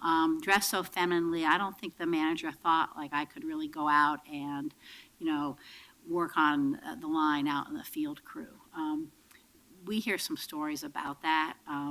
That obviously is very hard to get to, but when you do bias training, it helps people, our supervisors, managers, hiring managers, start to think about, are my, unconscious bias, we make them conscious, impacting our hiring decisions.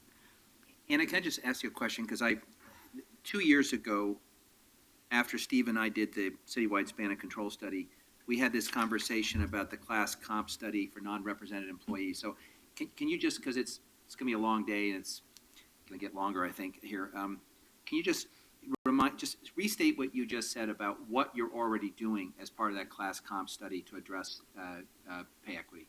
I can, but I think why don't I turn it over to Elizabeth Noon since she's here? Would that be fine? Yes, can you just remind us 2 years ago when we framed this and there was a component that you were going to do, what is that component and where are you on that?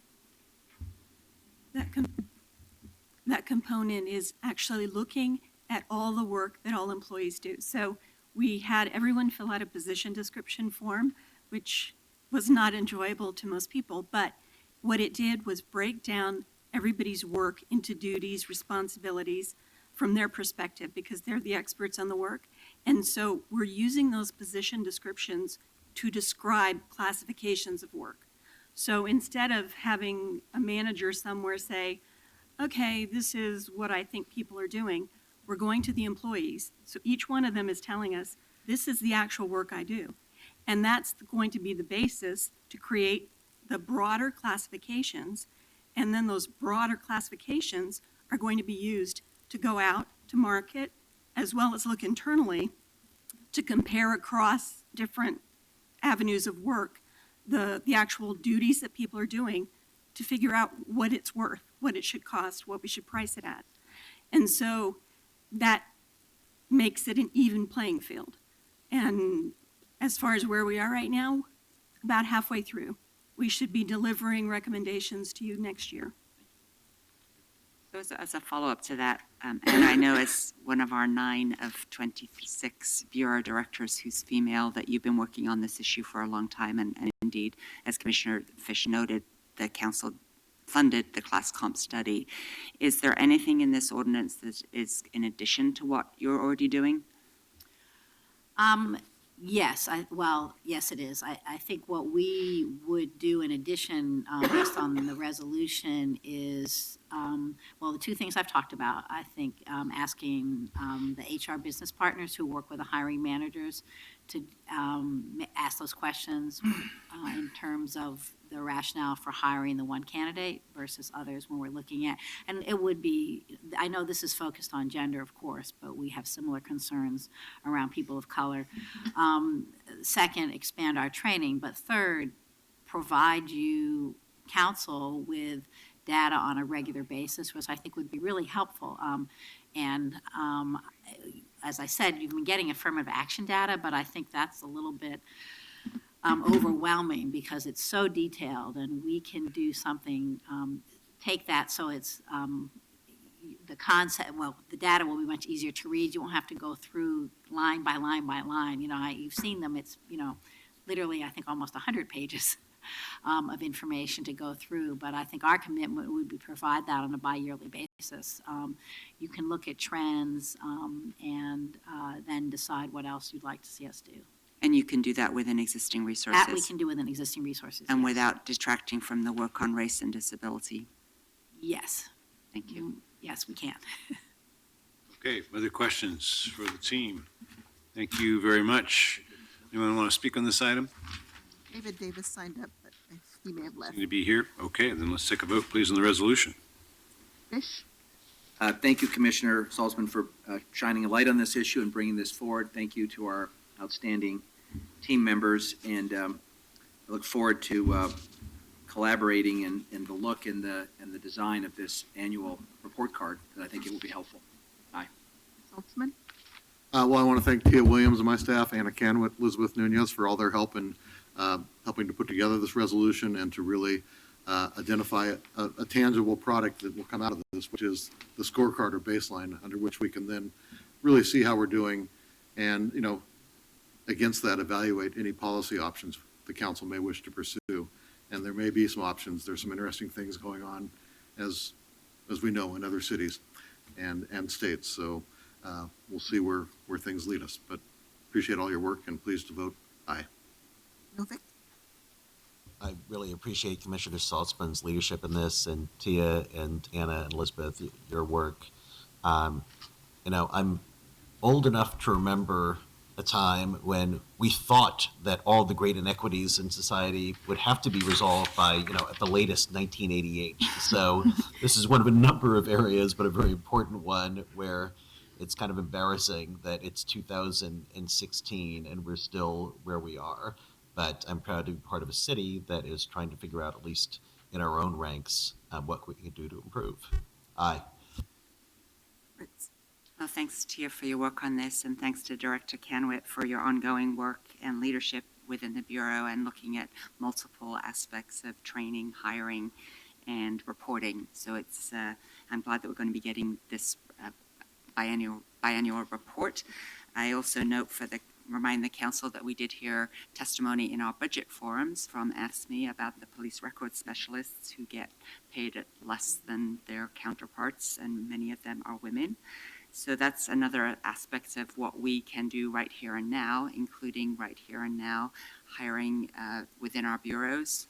And if the female candidates don't ask, may I have an extra week of vacation because I have had 20 years experience or whatever, maybe we offer it and make sure that the different ways of promoting, and I don't mean just promoting into different positions, but promoting and giving opportunities for everyone to reveal how well they can do a particular job is incumbent at every aspect of our organization. Thank you for your work. Aye.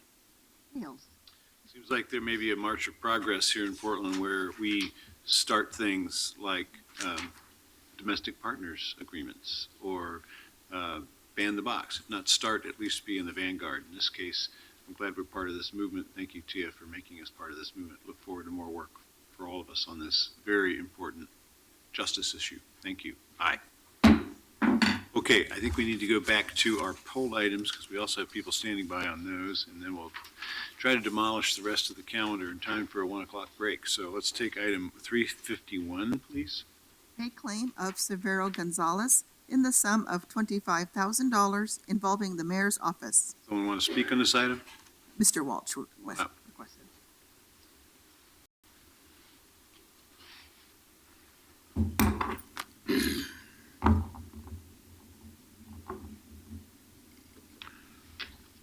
For the record, my name is Joe Walsh. I represent Individuals for Justice. In the charter for Portland City Council meetings, you will see the provision that if a pulled item on the consent agenda will be taken up directly after the vote on consent agenda. Now, I don't think we can force you to follow your own rules, but I think we may be able to force you to follow the charter. Charter is very clear, and I suspect the reason for that is that you don't have somebody sitting here for 2 hours waiting to talk about something that they pulled. Most citizens cannot do that. So I would urge the city attorney to research it and say to the mayor, you know, you have to follow the charter. And the charter says this: you will take this up after the vote on consent agenda. Now, the reason that we pulled this item, items 50, 51, 52, 53, 54, are all claims against the city. You wanted to do it on the consent agenda because you don't want to talk about these things. And the one that we pulled is because we are familiar with this case. This case had to do with the person in the mayor's office being harassed. And then there was retaliation. And then the person that did it left. And then the person that suffered the retaliation had to go someplace else. But you wanted to do on the consent agenda underneath the table. It's only $25,000. So why not talk about it? That's what people say government is supposed to do. I know that's an embarrassment to the mayor's office. That's not a reason to put it on consent agenda. People should know about this stuff. It happened. Why not? Why isn't the mayor explaining to the people of Portland what happened in his office?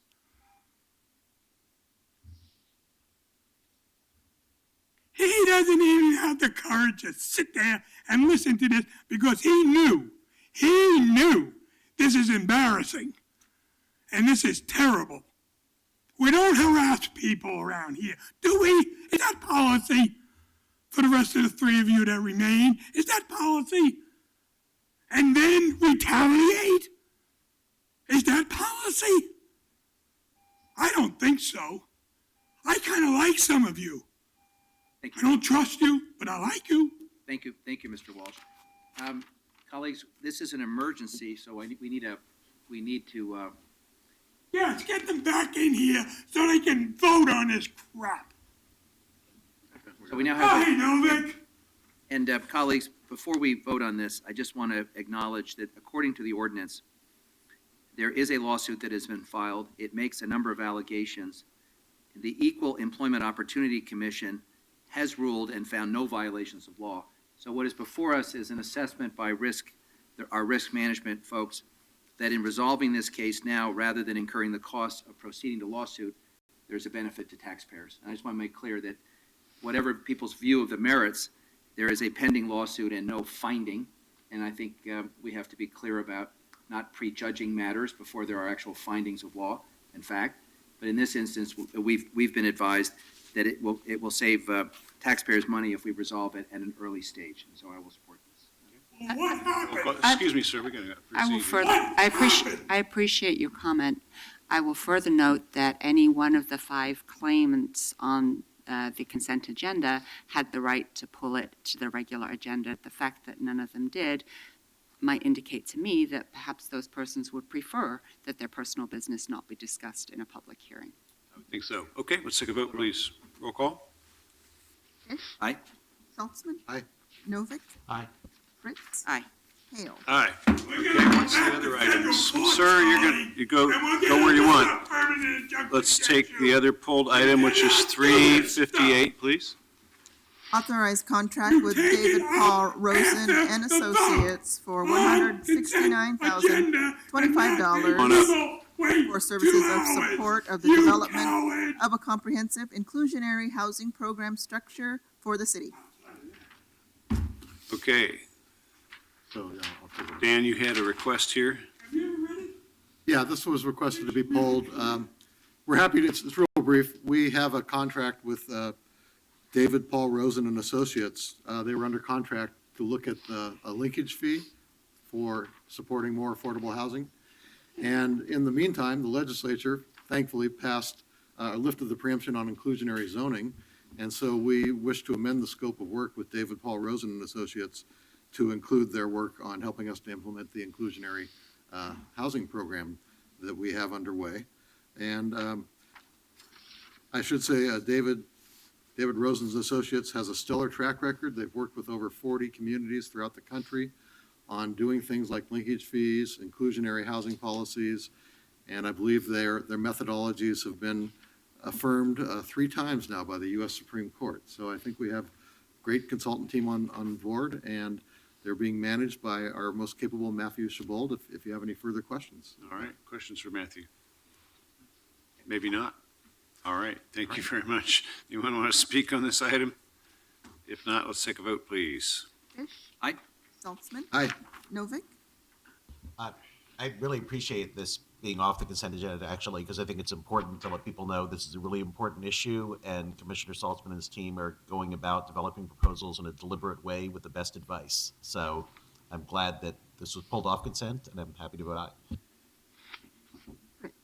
Thank you for being here to answer any questions, and obviously we have confidence in the work being done. I concur with Commissioner Novick. I'm glad that this was pulled because it is important that community members know we're moving forward as expeditiously as possible. By amending this ordinance, it means that it can be done quickly rather than going out for bid, and I think it's likely that this group would have been chosen for this work too. Aye. Important work, thank you. Aye. Okay, let's see what we have left. We have 363. Amend code removing barriers to employment to clarify the exemption of volunteers. Second reading, roll call. Fish. Aye. Saltzman. Aye. Novick. Aye. Fritz. Aye. Hales. Thank you, Rachel. Aye. 364. Accept bid of Wildish Standard Paving Company for the Southeast Bybee Glenwood Culvert Replacement Project for $2,198,623. Ms. Moody. Christine Moody, Procurement Services. You have before you a procurement report recommending a contract award to Wildish Standard Paving Company. The engineer's estimate on this project was $2,228,000. On March 1st, 2016, 4 bids were received, and Wildish is the low bidder at $2,198,622.56. The city identified 9 divisions of work for potential minority, women, and emerging small business subcontracting opportunities. MWESB subcontracting participation at the time of bid was 5%, but in working with staff, Wildish was able to find additional opportunities for women-owned businesses for handrail fabrication and traffic control. The participation is now at 22.2%. I will turn this back over to council if you have any questions. Okay, thank you. Questions? Good work. Anyone want to speak? Roll call then. Motion to accept. Move to accept the report. Move the report. Is there a second? Second. Okay, now we can vote to accept the report. Thank you, Christine, for your good work. Aye. Aye. Novick. Aye.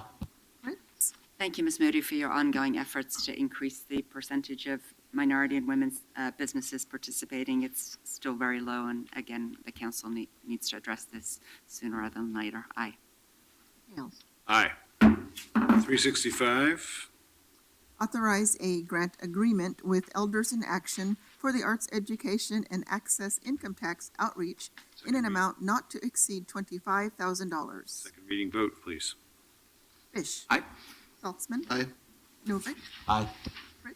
We had wonderful testimony last night from the principal in a school that benefits from the arts tax. This is just another reminder that April 18th is coming up, and many Portland residents are required to pay the arts tax. It's very easy to do. Please do it. Aye.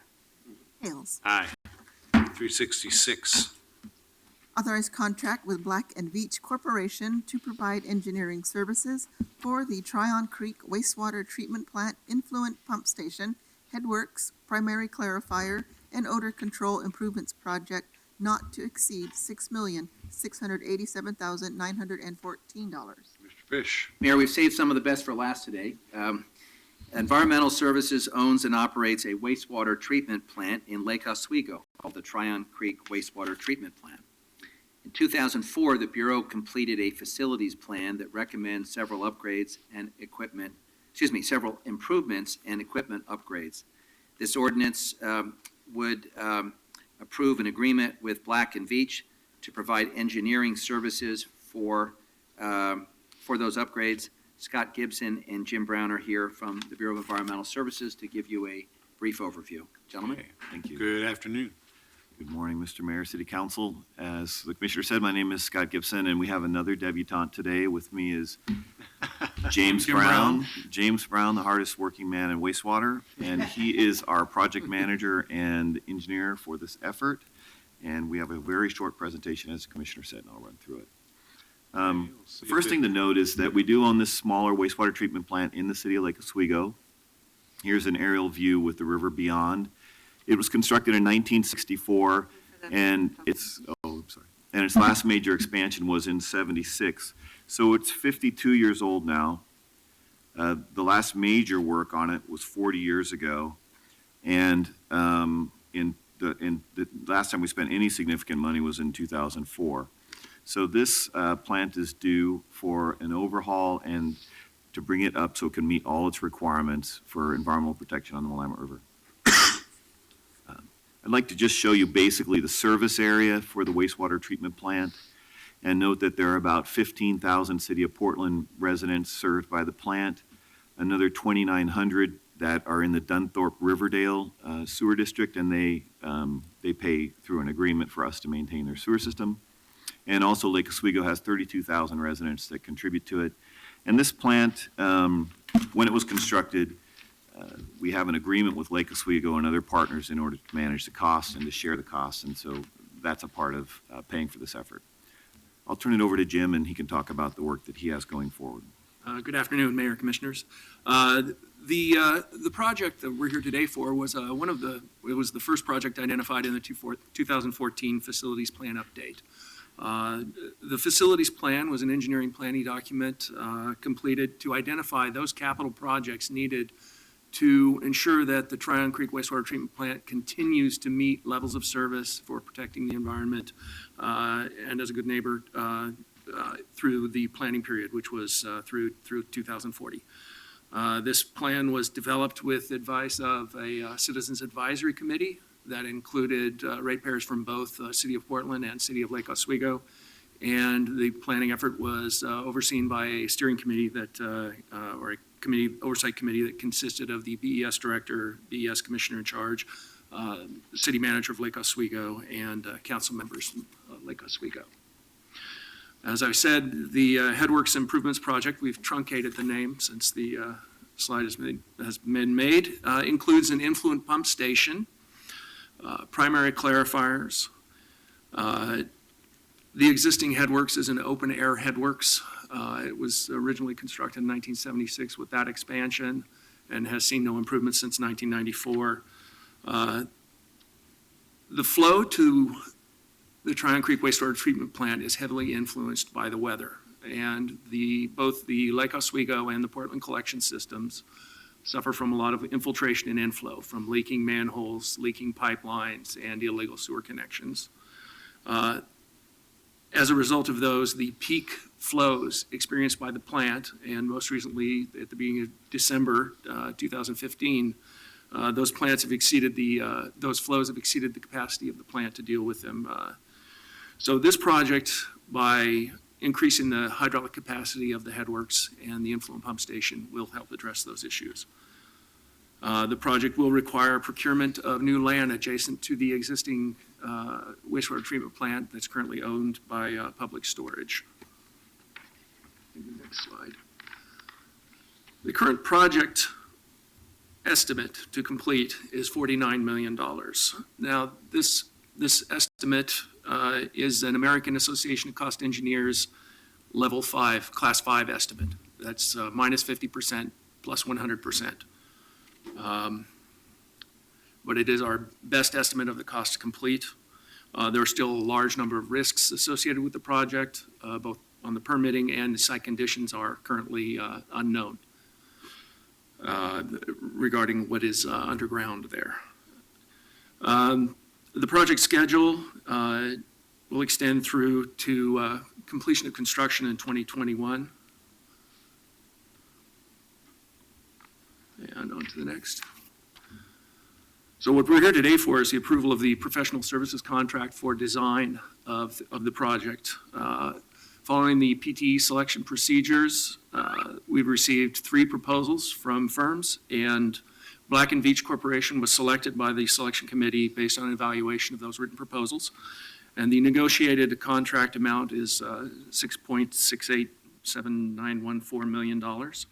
It's important to note that this contract is a time and materials contract, and this is the estimated contract amount at completion after all services have been provided through completion of construction. So this is design, planning, permitting.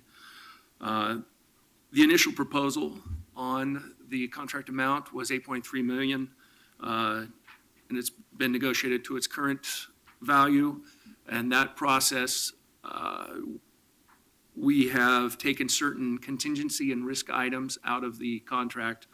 So those contingency and risk items, if they do, if any of those events happen, there is the potential for additional cost on this contract. On the minority women emerging small business participation on this procurement, the selection committee included a minority evaluator program participant, and the estimated contract, or the final contract amount, includes 21% of the contract total amount for MWESB firms. We have 8 emerging small business firms at $601,000, 2 women-owned businesses, $130,000, and 4 minority business enterprises at $672,000.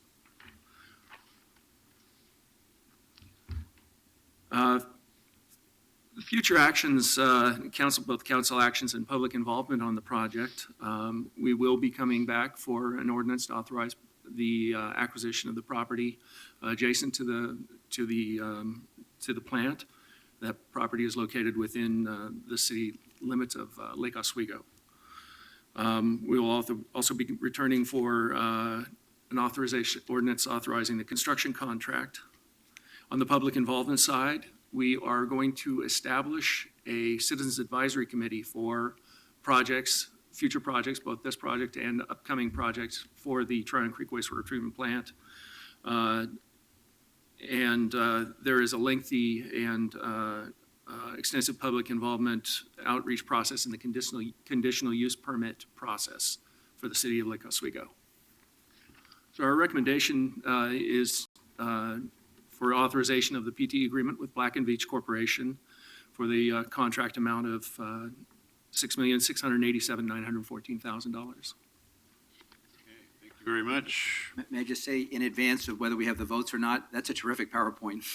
I appreciate the way you laid it out, and I appreciate your very clear presentation. Thank you. Yeah, nice work, good work. Thank you. Questions?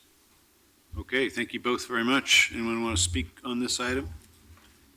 If not, then, I'd like to, while the staff are here, I want to note, since I'm always calling out when the subcontracting amount is less than ideal, this is actually 21% of the whole contract, or over $1 million that is in the minority and women emerging small businesses. So I very much appreciate, I don't know whether that required extra effort, but the fact that you've achieved that and with that much money going to disadvantaged businesses is commendable. Well, and if you don't mind, the project manager for our Prime Consultant is in the back of the room, and I'd like to thank them for being a good partner, because they brought to the table existing partnerships and new partnerships which help us meet our targets. And so we can't do this without partners with the vendors that come to us. We have to make clear what our expectations are of them, and then they have to step up and help us meet these targets. And I really do appreciate the work that Black & Veatch has done. Well, I'm thrilled, and this is, hopefully we can learn from this one, and I know that Environmental Services has taken the lead on making sure that more of the money gets out to the businesses that are good partners. So thank you very much for your work on that. both. Okay, this passes to second reading. And let's take 367. Authorize a cost recovery agreement for $24,237 to fund an environmental analysis to renew an easement with the U.S. Forest Service for continued operation of Water Bureau facilities at Bull Run Lake. Second reading, roll call. Ish? I want to especially thank Edward Campbell, one of the stars of our team, for his great work in managing the environmental side of the Water Bureau's work. Thank you. Aye. Saltzman? I'll join in that accolade for Edward Campbell. Aye. Novick? 3 cheers for Edward Campbell. Aye. Aye. Hales. Make it unanimous about Edward Campbell. Aye. Okay. Great colleagues, I've been admonished, he prefers to be known as Edward. My wife has Okay. also announced she wants to be known as Patricia, so we just, we. And in both we adapt. cases, it's always good to listen. Okay, let's now take. Edward. Thank you, Edward. Let's take 369. Create a local transportation infrastructure charge to fund improvements to unimproved streets. Roll call. Fish. Aye. Saltzman. Aye. Novick. Colleagues, I very much appreciate your support and really appreciate my Bureau's work on this it's been quite some time coming. I think that Portlanders expect their city council to be progressive and also to be fiscally responsible. And in the past, on this issue of street improvements, we've often been choosing between two somewhat fiscally responsible options, either leaving money on the table that could have been spent on street improvements or requiring people to make street improvements that didn't make much sense. So I'm delighted that we now are going to start charging this fee that we put aside for meaningful community priority street improvements. Aye. Fritz. Commissioner Novick, you're starting to be commended on bringing this to council and getting it passed. It's been something that's been worked on for 20 years or more. And I have taken the admonishment of former Mayor Sam Adams to heart and not letting the good be the perfect be the enemy of the good. This is a good start, and I am supporting it primarily because I trust Director Leah Treat and the staff who've worked on this, particularly Kurt Kruger, Bill Hoffman, and Christine Leone. They have been working on it for as long as I know, and I trust them to work with the community partners. I want to thank Marianne Fitzgerald in Southwest Portland in particular for her leadership over the past 20 years working on this issue, where it's only it is definitely a half-baked product, and yet the part that's baked is that we're going to charge a fee. So we're going to do that. I'm hoping that you will also continue working on those streets that are not labeled problem in that they have a curb, but that they don't have a sidewalk, and figuring out how we can add that into the mix so that we don't have orphan sidewalks built on streets with curbs where there's never it's very unlikely that in the next 50 years there's ever going to be a connected sidewalk. So thank you for your work on this. I appreciate your staff working with mine and with me in puzzling through and being able to get me to the point where I was able to support it. Aye. Hales. Old problem, new solution. Thank you. Aye. Okay, 370. Amend contract with Eco Northwest for additional implementation work for the local transportation infrastructure charge project phase 3, not to exceed $340,000. Understand there's a proposed amendment, or do I have that right? Yes. Okay. And the proposed amendment is, drum roll. Well, it's Commissioner Novick's. Steve, have you got a proposed Did we amendment? have a proposed amendment? I thought that we were, Maybe not. I thought we had an understanding. Okay, maybe not. No, it's an Oh. amendment. It's I an did. amendment to the attachment. I move the amendment. Second. So if I might explain for Someone the describe public the and for amendment. those I know who may it's not be late, tracking. We had a memo from Bill Hoffman on April 11th, and this is an amendment to Exhibit A. And the Exhibit A would be amended to replace paragraph 2 on page 5, the scope of work. So it previously said that the community involvement efforts on this project will primarily focus on those who have a direct stake in the outcome, those who live on or own property on problem streets. That phrase has been deleted, and it now says the process will be inclusive of both those who live or own property on problem streets and those who live or own property in the neighborhoods that surround problem streets. The process will also build on the lessons and recommendations of previously adopted street design plans. So that's the amendment. Further discussion of the amendment. Roll call on the amendment, please. Fish. Aye. Saltzman. Aye. Novick. I apologize for forgetting we actually had an amendment. I thought we were just going to make a statement that the outreach was going to be not as limited as the language seemed to suggest, but as expansive as Commissioner Fritz had said it should be. Aye. Fritz. We should have more amendments that just say, do what Commissioner Fritz said.